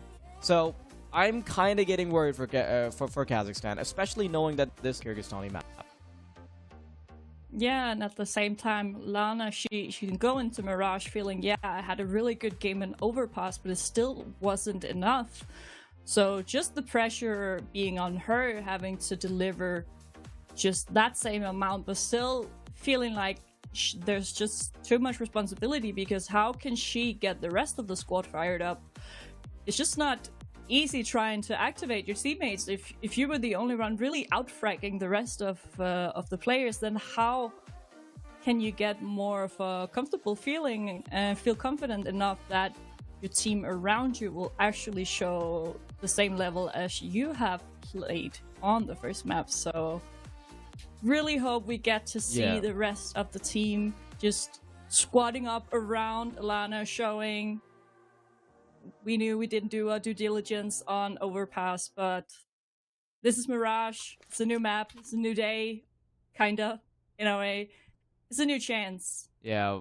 Well, let's see if they've got they don't have many chances to get fired up, right? So potentially the last map of the tournament, unless Kazakhstan can say something about it. Kyrgyzstan start T side, because this is the Kyrgyzstani map pick.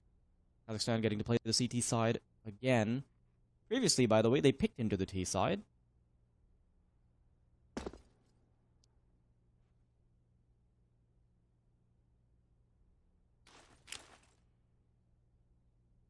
Getting ready for an A-pop now.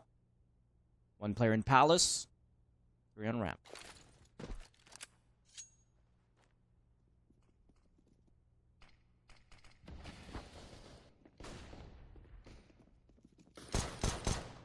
And actually, what I think is kind of intriguing, like only using 1 smoke, they're relying so much on their duels and find the first kill onto Sky Charlie, but there are so many players in CT right now. Bomb will go down, but they need to get all 4 players coming from CT. Kazakhstan still firing off these USBs. Have cornered a couple of these players into Sandwich, so there's a very good chance they can still fight back in this particular round. Bomb's kind of out in the open, though. It's on an island, and Worsley, he's going to be surviving for a whole lot longer. In a great position to get Oasis as well. And Kyrgyzstan, they start off very strong on their map.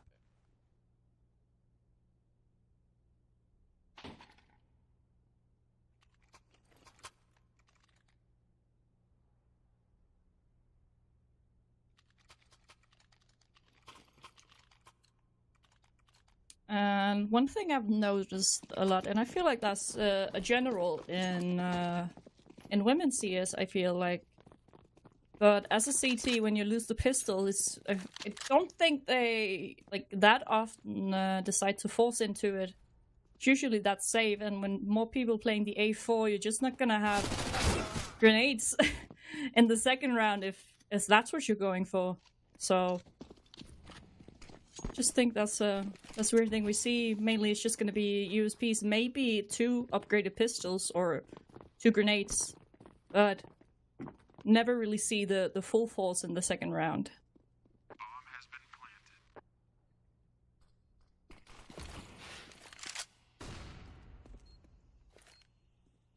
Kazakhstan kind of just taking up positions right now where they can potentially maybe get away with a few exits. The name of the game is just to try and get the economic damage rolling, but not sure if they're going to get a chance to do that because nobody's actually playing closer to CT. Mercy tucked in as well. Just coordinates with the Yami to clean things. Kyrgyzstan on 2.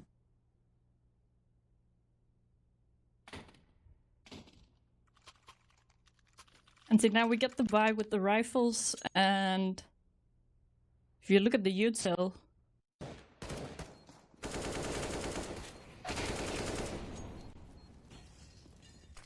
yeah, Versi just destroying them, but the flash just work with. Not much to these execute if they make full exhaust so much utility on Kyrgyzstan. Lana near Sky Charlie already all out of util. Spend not even 30 seconds. So you gotta have a bit of confidence in you. But again, although yeah, we can just chances in a way. Lana will get the chance here. Oh, she does a whole lot of damage before she actually falls. That Molotov does do a number on her, but it's not going to matter too much. Kazakhstan, they can just roll right in and get the first round before things get a little too dicey.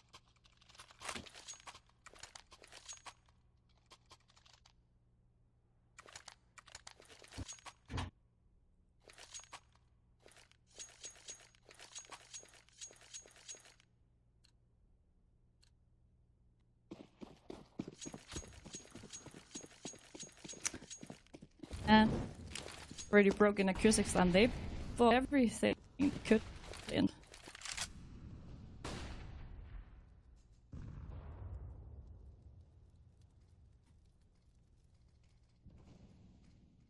Kyrgyzstan trying to keep the attention over here on A. They start to cook something up on middle. Yami will be the first point of contact, peeking straight into window, and I don't think Kazakhstan are expecting this to be a slow traversal into B, potentially. 3 players creeping up short. There's not been a sound that's been made. Instead, it's just a player watching the cross for short.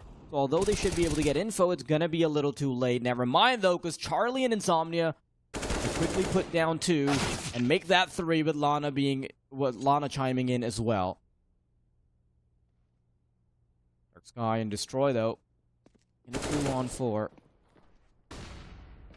Unfortunately, before that can actually turn into a palatable situation for either of them.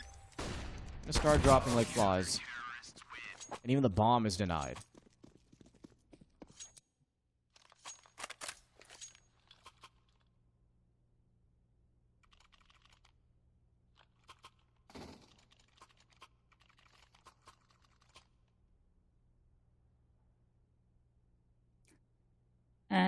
with the safe coming in now, Kyrgyzstan, is it going to be a fast type or type? I'm going for fast. It's gonna be the B side. They gotta be going smally. They take so much. Yeah, just trying to even walk through that Molotov chips away all of their HP, and by the time they make it, they're already cooked. Kazakhstan, I'm glad that they've got a lid on their CT side. You know, they can't really afford that many mistakes. They know they've already dropped the ball on map number 1, so keeping Kyrgyzstan in check on that T side is very, very important.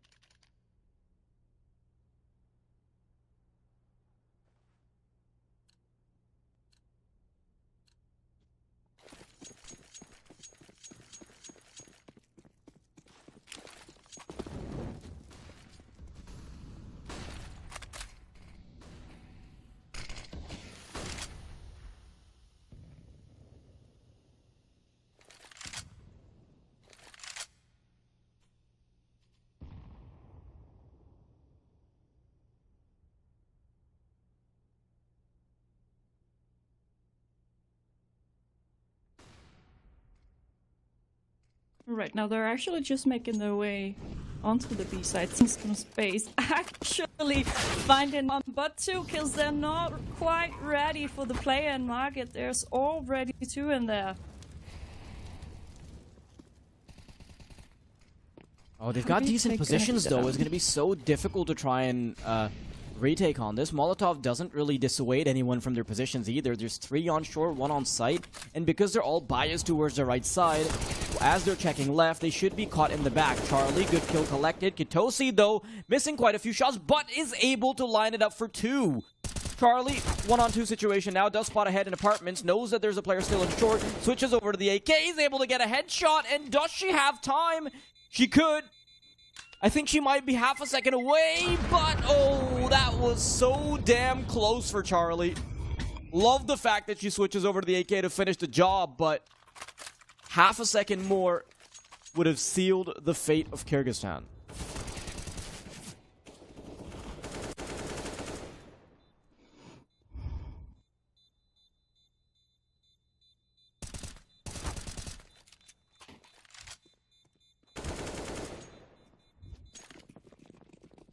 Yeah, that's such an unfortunate way to lose a round, just being a million away from finding that defuse. Kyrgyzstan can breathe a sigh of relief. But it's a very heavy B setup. The AWP looking over short. They're being around there as well. I don't know if they get scared if that's B set long enough, because they're just going for it once more. Kyrgyzstan. Oh, Yami goes for the 180 as well and puts the connector player in the graveyard. Kyrgyzstan are just so bad B-site entry. I think they've done that 3 times in a row now. They do it once with the Tech 9. They just burn up to the Molly, and then 2 times in a row now they've been successful. So, beautiful work. Charlie once again in a clutch. She is in a 1-on-2 once more, but Yami this time around, she's not going to let her touch the bomb.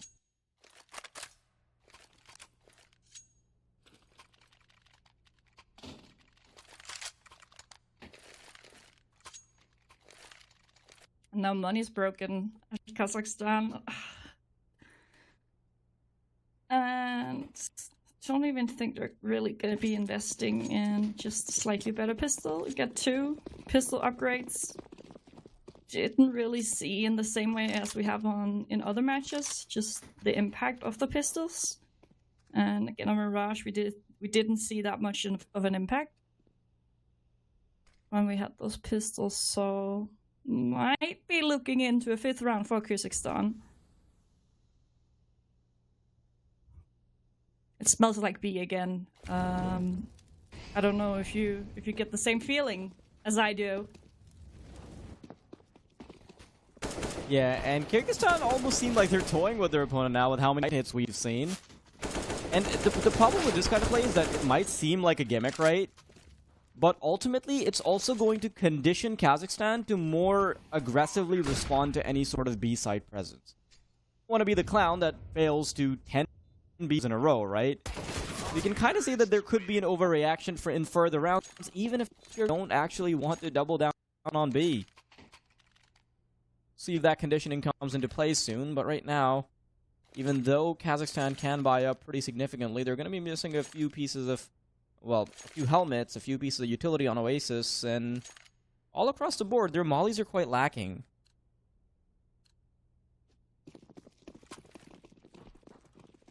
And one thing I enjoy by the way Kyrgyzstan is playing, like, they're not afraid to use the AWP on different players. They know they have two players that are very good with the AWPing.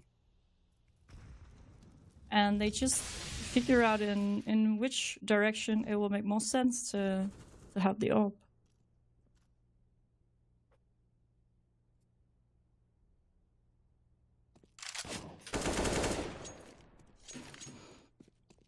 Yami was able to disallow Lana from pushing in, and Oasis playing that up close and personal angle. No shenanigans will be had here on the B site anymore.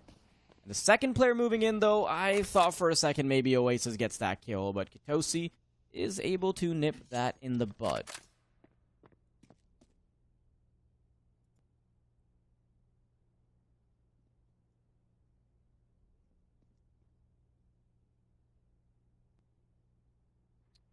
One in jungle, one in palace. Bomb slowly making its way as well. Destroy.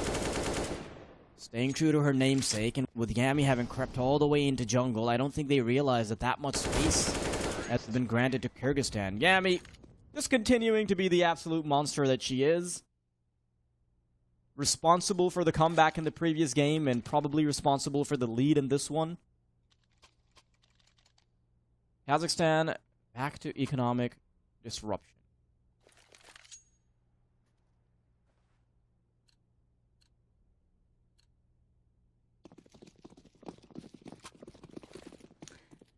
Once more, Broken Bank, Kazakhstan, bit of upgraded pistols. Again, it's not the map we see the most impact of these pistols from, but Kyrgyzstan working their way towards A side. Now Sky Charlie could have a very good position. She's hanging around, wants to find something. Ooh, actually finds two before she goes down. Oh, Yami, though. I mean, for a second there, I thought that Deagle conversion could be a whole lot more, but they can at least nip it in the bud right there. Yami with 2 kills again. Just continuing to add round after round. Kyrgyzstan on 7 now, Kazakhstan wanting to fight back. They finally have a round where they're going to have about as much money as they possibly like. Maybe save for a little bit more utility on Insomnia. By the way, she didn't aim for that second player. She was not aiming for Dark Sky. She tried to shoot the player crouching and just ended up missing and hitting the one on the left instead. I love that. Yes, so we finally get what appears to be a full buy. And it just seems like Kazakhstan, they just have other plans for Kazakhstan, really letting them, trying to find their way in. So it doesn't matter if they get the full buy, if they have the nades to work with. Of course, unless Insomnia has something to say about it.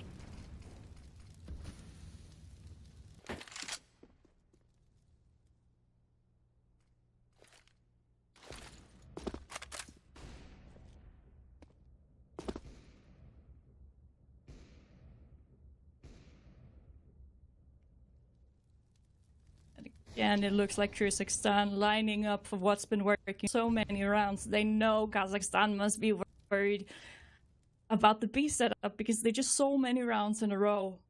Kyrgyzstan just W button stuck in motion and all the util flying in with no chance of stopping them.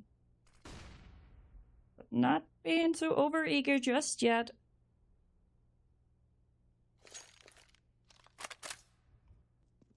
Oasis is going to be in for a treat as soon as she peeks around the corner. I think there is a Molotov set up for her to try and peek through it. Maybe an assistive flashbang as well.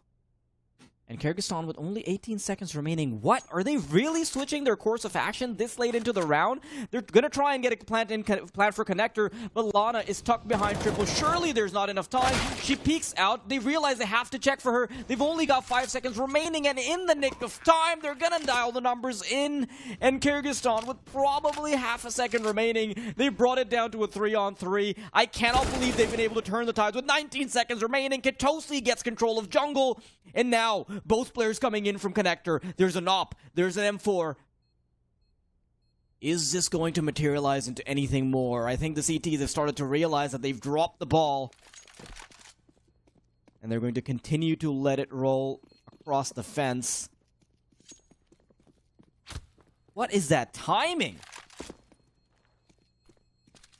Yeah, I'm absolutely baffled. They had every opportunity of hitting the B side, and they just figured, yeah, let's kind of like someone just gets the idea, like, yeah, you know, switch it up.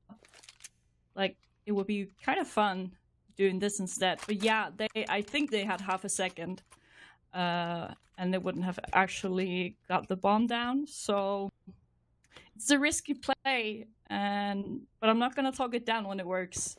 Again, had it been a fail, I would have been shaming them out of the server, but it worked out in the end, and it's gonna be a B hit now. I think it is. Time and time again, Kyrgyzstan just continuing to pile on the pressure on B. The A side players feeling like they're on an island, feeling like they can't contribute, but Nero's able to get 2 kills before she falls. Again, B site has been taken over, but question is whether or not that retake is going to ensue, and if it can be successful. All 3 players about to move in from market. That one Molotov could have stopped them in their tracks, but it bounces right off a ledge. 2 players in door. One getting ready to hop out the window. Charlie already getting closer. Wanting to isolate the player on Ben. Spots the head. The fights are getting a little messy. And Yami, I cannot believe she gets away with that. Gets headshotted, but still perseveres. And that AWP lands the final shot on Insomnia. 9-3. So many little mistakes, translating to so many lost rounds for Kazakhstan.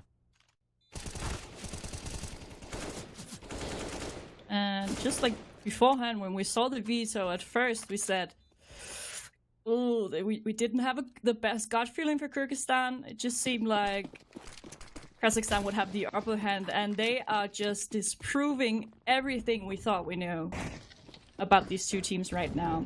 And you can wonder, why do they keep going B? It's so hard to retake. And apparently the defense isn't good enough, but Insomnia is going something different.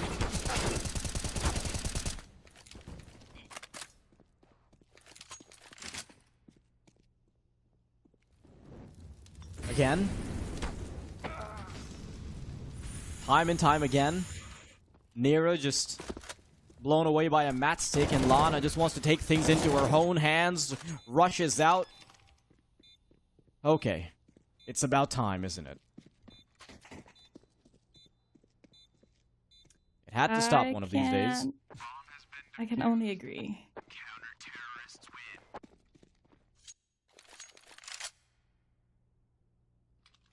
Look at Yamish, 16k. I think she's good for a couple of rounds more. And I don't think this is going to be stopping them from going B. And then now the mind games begin. Kyrgyzstan is going to be okay. So does Kazakhstan now think, well, now the B play fails, so they're going to try something different? Or are they just going to say, yeah, you were just lucky this one round? We're going to come back in and then do it right. But right now, Insomnia not feeling Kazakhstan's plan for going for double digits.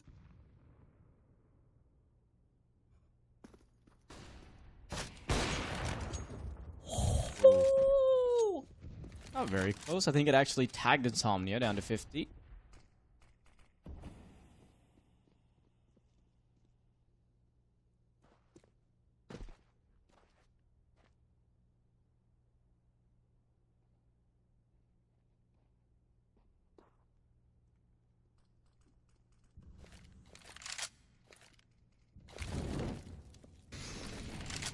Last chance for Kazakhstan to potentially make it a reversible half if they can put 5 to 6 rounds on the board.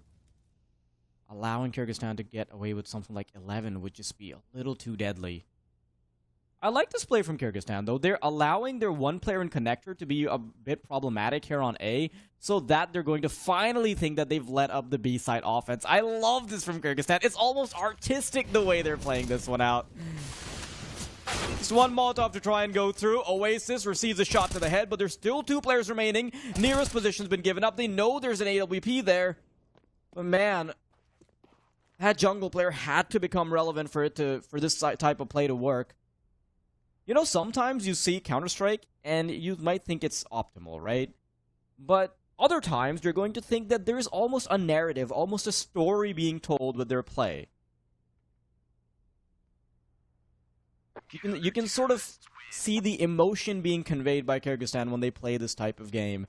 I love it. This is almost artistic, the way they're expressing themselves within the realm of Counter-Strike, you know? They're playing so many mind games with Kazakhstan. Yes, it's kind of stopped working, and it's probably not going to yield another round, but the fact that they've continued to go B every single time, but they've added a little bit of salt to the mix every single time, I love it. This is beautiful. And now going into the last round of this half, this is going to be double digits. This is we're gonna see like repetition from Overpass. Insomnia is saying not up.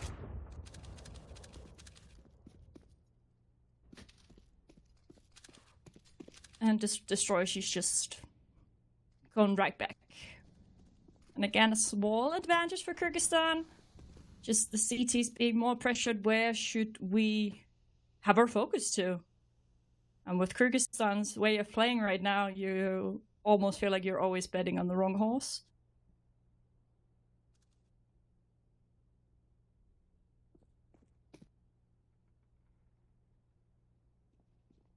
Oasis. Revealing herself just yet. Knows it's almost just a written story already. There's... I feel so bad for the A players, actually. I mean, they've never actually gotten to contribute. They've just been holding W on the retake, and you gotta feel for them sometimes.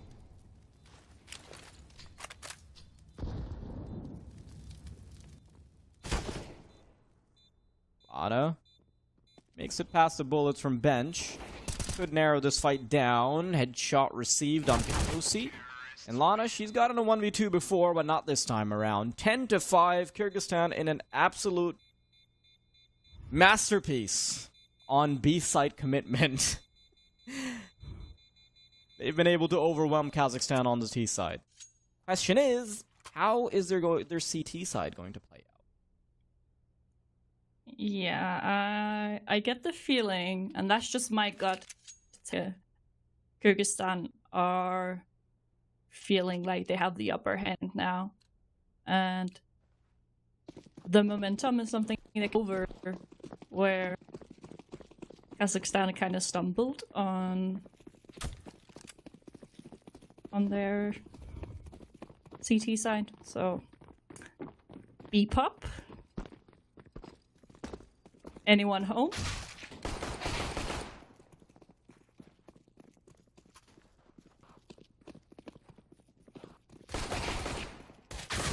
Oasis.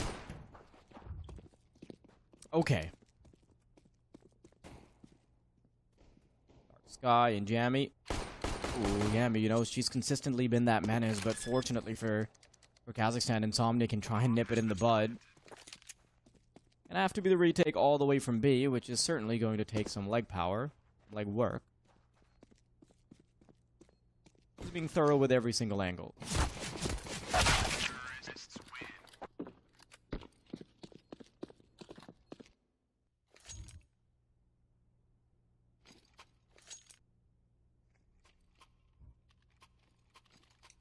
And again, like a part of me would like to see them, Kyrgyzstan, just forcing into this round and showing that they dare to take those chances, because the util is just not gonna be that good in the next round. But yeah, that's a pattern I'm seeing. Full save in the second round if you lose the pistol as CT.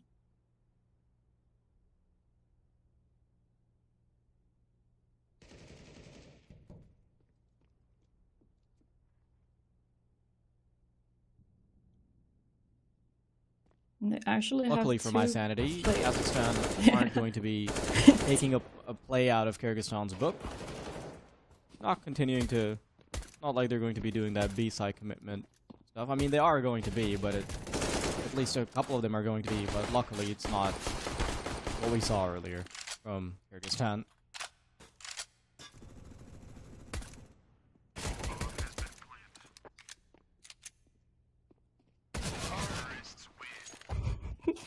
You just see the confusion. Why can't I hit the bomb? It says the bomb's been planted. Like, are you saying they planted the bomb on A? Like you feel so stupid in that kind of situation. But I am happy to see the FAMASs going in, so we get that utility. A very important part. They need to make sure that Kazakhstan not just play their games. I kind of always question why teams go for FAMASs instead of MP9s and even more utility, but then again, sometimes you just have to play those angles that you would have wanted to play with the A1S. Here we go, though. B-side pop is getting readied up. Molotov early on. They take care of the short player here in Lana. They're successful in cementing their position on this B site, still leaving a player in apartments, leaving one close to bench. This retake's not going to be easy. Quite a bit of HP already chipped down from Kyrgyzstan, courtesy of the flames that are gnawing at their feet. Smoke from mobility right outside the door. Retake should be getting readied very soon. They do have a kid, so time's not really something to worry about too much. Lana sprays one down, and now this is where it gets tough. This is where it gets next to impossible. And as Yami tries to retreat, Lana will deliver a swift blow to her head. Do you think we might see a similar stylistic approach from Kazakhstan? Like just a B-site spam? Just See, that's what out I'm of worried spite, about. maybe? Like, do you think that could happen out of spite? Yeah, that's kind of what I'm worrying about, and I feel like that's kind of Counter-Strike I enjoy, because at that point I feel like it becomes a bit pointless if you're just rushing the same side over and over and over. You're not showing, you know, that stuff, but it seems like it's gonna be B only against these USPs this time.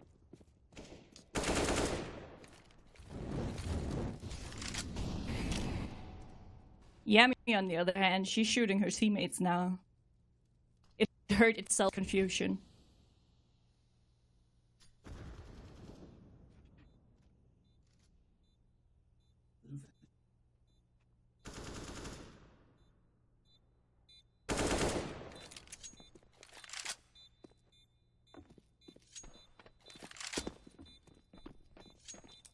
Surprisingly enough, Kazakhstan, they've instantly just pulled themselves back up and are probably starting to feel like a very legitimate threat for Kyrgyzstan. I mean, this is sort of what happened on Overpass as well, right? But like the other way around, where Kazakhstan were the one in the lead and then Kyrgyzstan were able to bounce right back.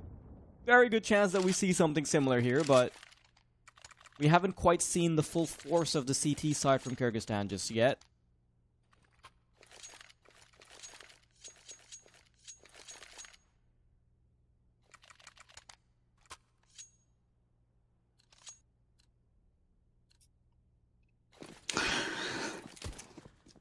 We get the buy from Kyrgyzstan. Again, we get the op on destroy, util all around, rifles. This is it.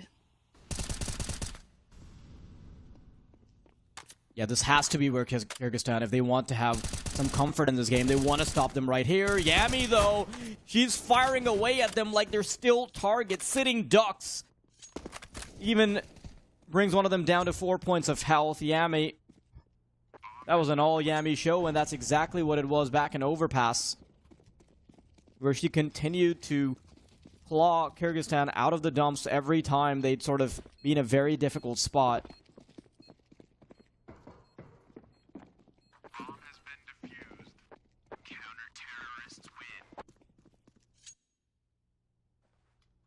I'm really happy to see that Kazakhstan have Nira turning up. Like, Lana is obviously not having the same level of performance, but obviously I don't blame her because that was such a high bar to set. But Nira's turning up now. She's sitting on like 17 kills, not something that we saw from her before, so... I think those flashes of brilliance from all the individuals definitely could culminate into potentially a map win here. Yeah, go on.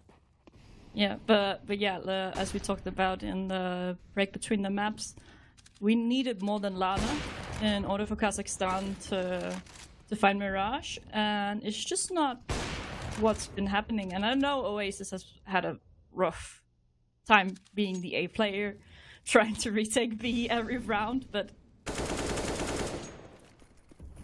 we need her on the T side as well.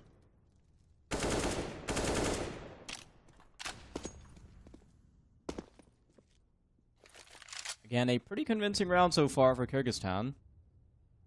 Insomnia still has that op to work with, so perhaps a chance at some kind of retake, but again, the bomb...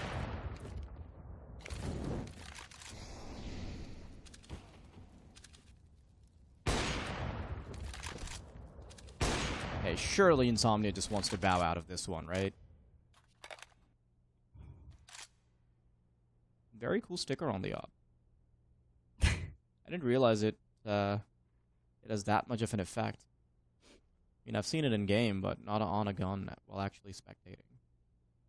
Yeah, and see, the thing is, I saw there was something on the scope, but I just saw like the Shiro sticker, and I'm thinking, why are you hyping up that Shiro sticker? Like, it looks kind of basic. Because I didn't like I registered there was something, but I was focusing on Shiro. And Hitoshi will find the frag as well. 12 rounds for Kyrgyzstan. Still money in the bank for Kazakhstan-ish.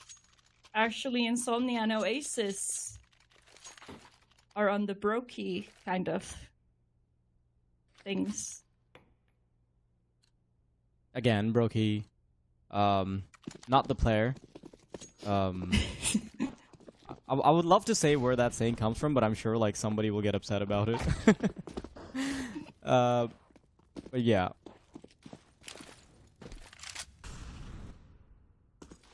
Kazakhstan getting ready for a pretty basic A-side X-Sec. 2 smokes, 1 for stairs, 1 for connector, and probably getting ready to have a lot more control over towards CT. So Destroy, he's going to have a whole lot of pressure coming her way. Pops off the first one, is nearly able to connect the second, but will kind of get caught in the chaos. Drops the op, and that is potentially something that they can take advantage of. Now, Dark Sky moving in all the way from Market. These two players in a bit of a fickle spot, especially with one of them being so low. They have to take a bit of time just running all the way from CT. He's playing up close and personal. Charlie's probably going to be the one that has to be tasked with making sure they can't get away with too much. 30 points of fell. Charlie, though, has to try and dance around this site, but it's simply not going to happen. Hits available as well, so no trouble on the defuse.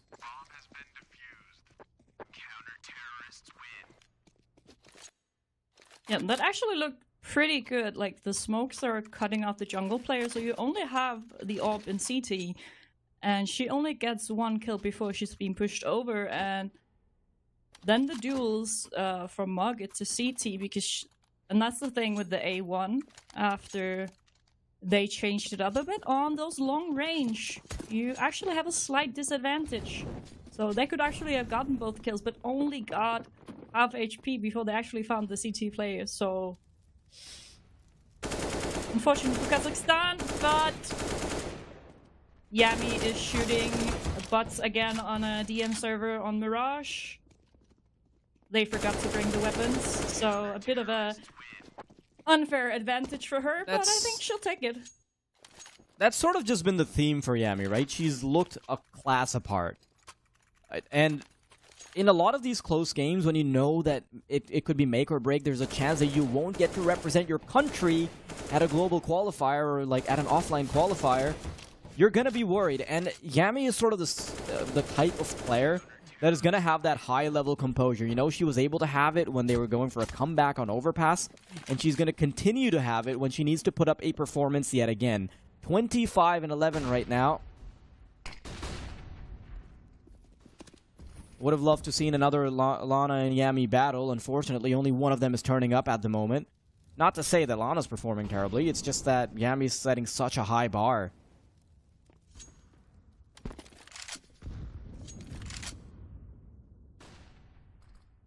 Flash shot mid. Yeah, she's kind of making it impossible for Kazakhstan to even try and make the executes, because, you know, when she's still alive, you have such a huge disadvantage. Tosi getting found off angle, and they know there must have been another player to boost her up. Giving more space for the T's now.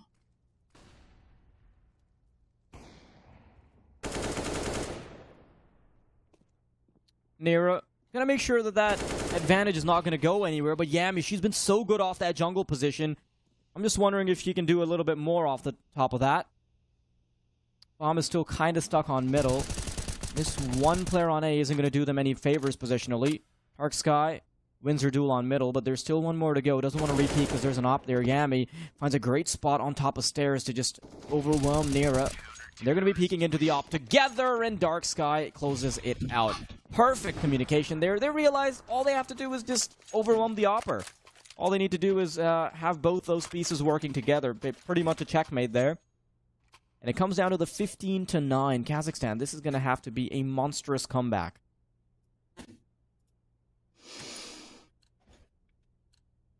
I mean, I feel like we've seen worse comebacks than this, but on T-side Mirage, when not everyone is rivaling at the pace they should be, I get a feeling we might be calling GG soon.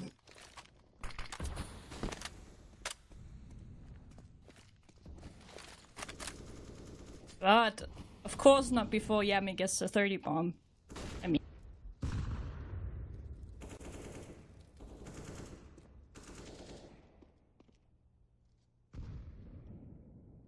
Yami this time getting very exploratory on middle, but she's given off her position.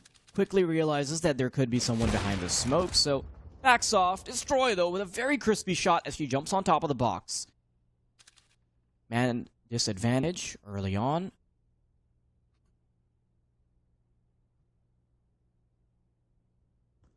And look at how much repositioning Yami's done. Like, she started off on middle, and here we are. She's all the way in T-spawn. And just look at the amount of information she's gaining from this, right? She knows for a fact that A is entirely clear. She can probably narrow it down to middle in just a few seconds, which means that the resolve for the B-side players is going to be bolstered even further. Kitosi playing from bench, and as soon as that utility starts to fly, the call must be made. Yami now knows that mid is probably clear, but they're going to have to preemptively rush before she does. Kitosi gets two, and there's still two players available on the bomb site. This is going to be next to impossible. She tries, Charlie. She really does, but Kyrgyzstan are able to get it done. 16-9, and what a finish. I think we both headed into this thinking that Kazakhstan would probably take it, but here we are. Kazakhstan, not the... Sorry, Kazakhstan being the favorites. They've dropped the ball 0-2, and that collective effort from Team Kyrgyzstan paid off. I mean, yes, we had some moments where Yami really had to step up, and she did. She did a fantastic job at bringing her team over the finish line, but Team Kyrgyzstan, he just looked a whole lot better. And what the hell was that T-side? Yeah, I don't know. I'm just thinking, have they been playing on Russian servers and playing a lot of Dust 2, and just every round they've been pushed on B side and just think, okay, how can we utilize this to our advantage? So, because we don't have this 2 in the map pool anymore, so what's the closest we can get to that, where rushing B every round will be the most annoying? And I would say Mirage will be that map, just because it is so hard for the CTs to retake. And I think there were two parts why they did that. One thing is that the retake is so difficult for the CTs, and the players on A side, they're just going to be so far away, and not much they really can do. And just the thing, it kept working.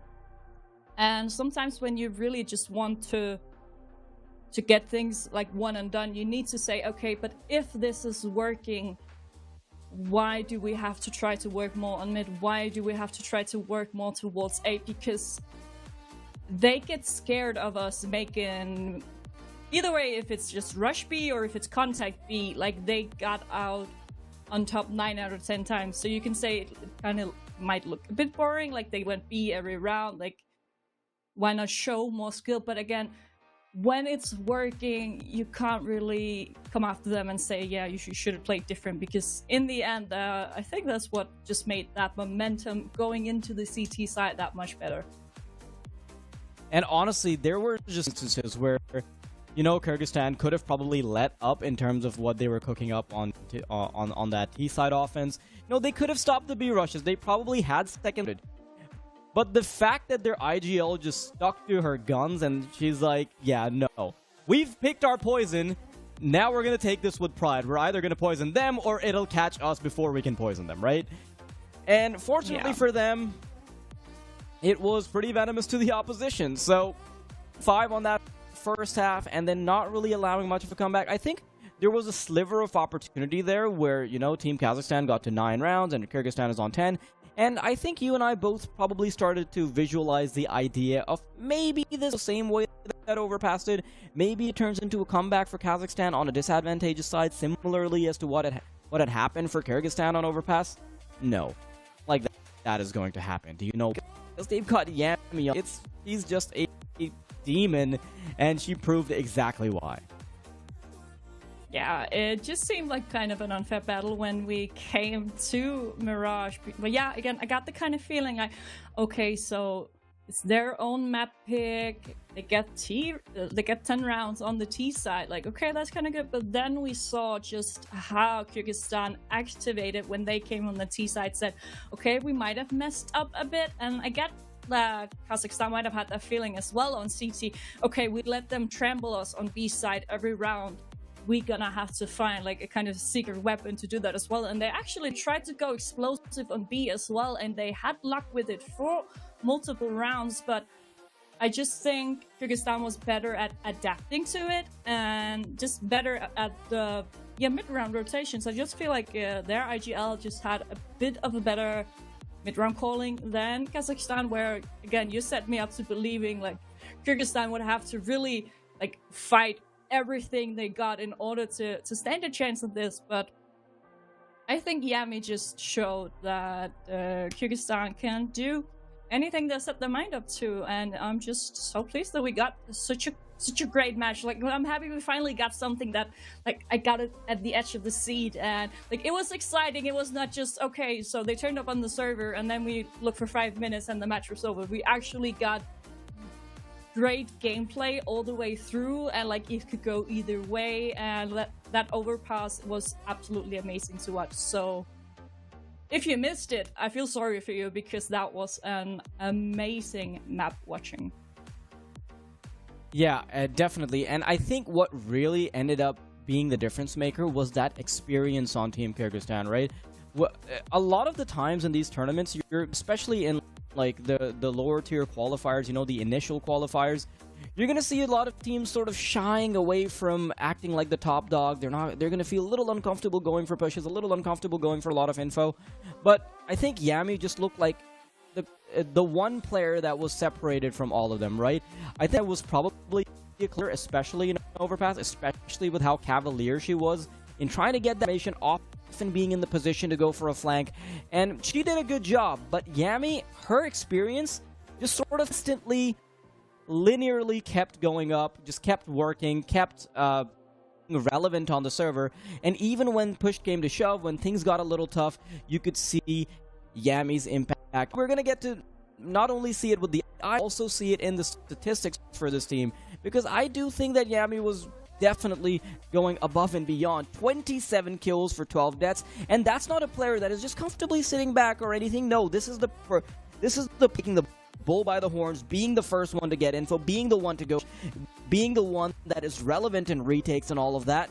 So the fact that she gets away with 27 and 12 is such a masterful performance. Unfortunately for the side of Kazakhstan, Oasis was a bit of a sore spot.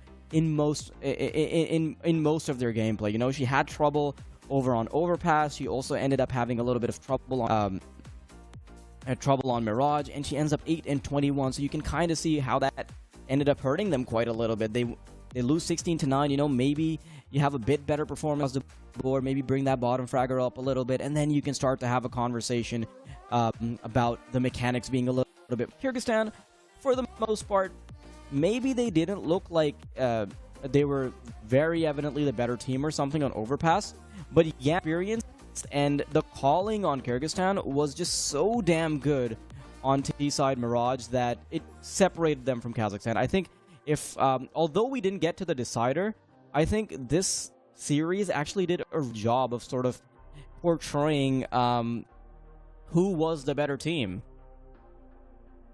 Yeah, that's exactly the right way to put it. And of course, Yami being the MVP of Mirage, just going that bit further than the rest of her teammates, always being the one in front, always being the one making space, trying to come up with these flanks, holding off the rotations. She just went above and beyond, and she did that as well on Overpass. She was the one to bring them over the finish line, and she was the one that made sure Kazakhstan never really made it into Mirage, never got a chance to really get the feeling that, of course, we actually can't take this to Ancient, because it just... Yami said, you know what, 2 maps is enough for me today, so girls, let's wrap this up. I got plans. I don't know, it might be dinner time or something. I'm always joking about sometimes when the players, like, I get the feeling yesterday India, like, they just smacked the other team out of the servers because they were just like, but I want to eat dinner now, like, so we gotta get this over with because my roommate or something just cooked something delicious. I can smell it, so let's get this over with. Sometimes I feel like that's something you can joke about, but Yami just playing on a completely different level. But of course, we have to take a look at the qualified teams now. Yeah, I mean, the team, you know, this has been AFSTIC Asian Pacific qualifiers. Some teams faring a lot better than the others. But, you know, a lot of you are wondering, like, you know, where does this all lead? How does this all culminate into something? Where does this material...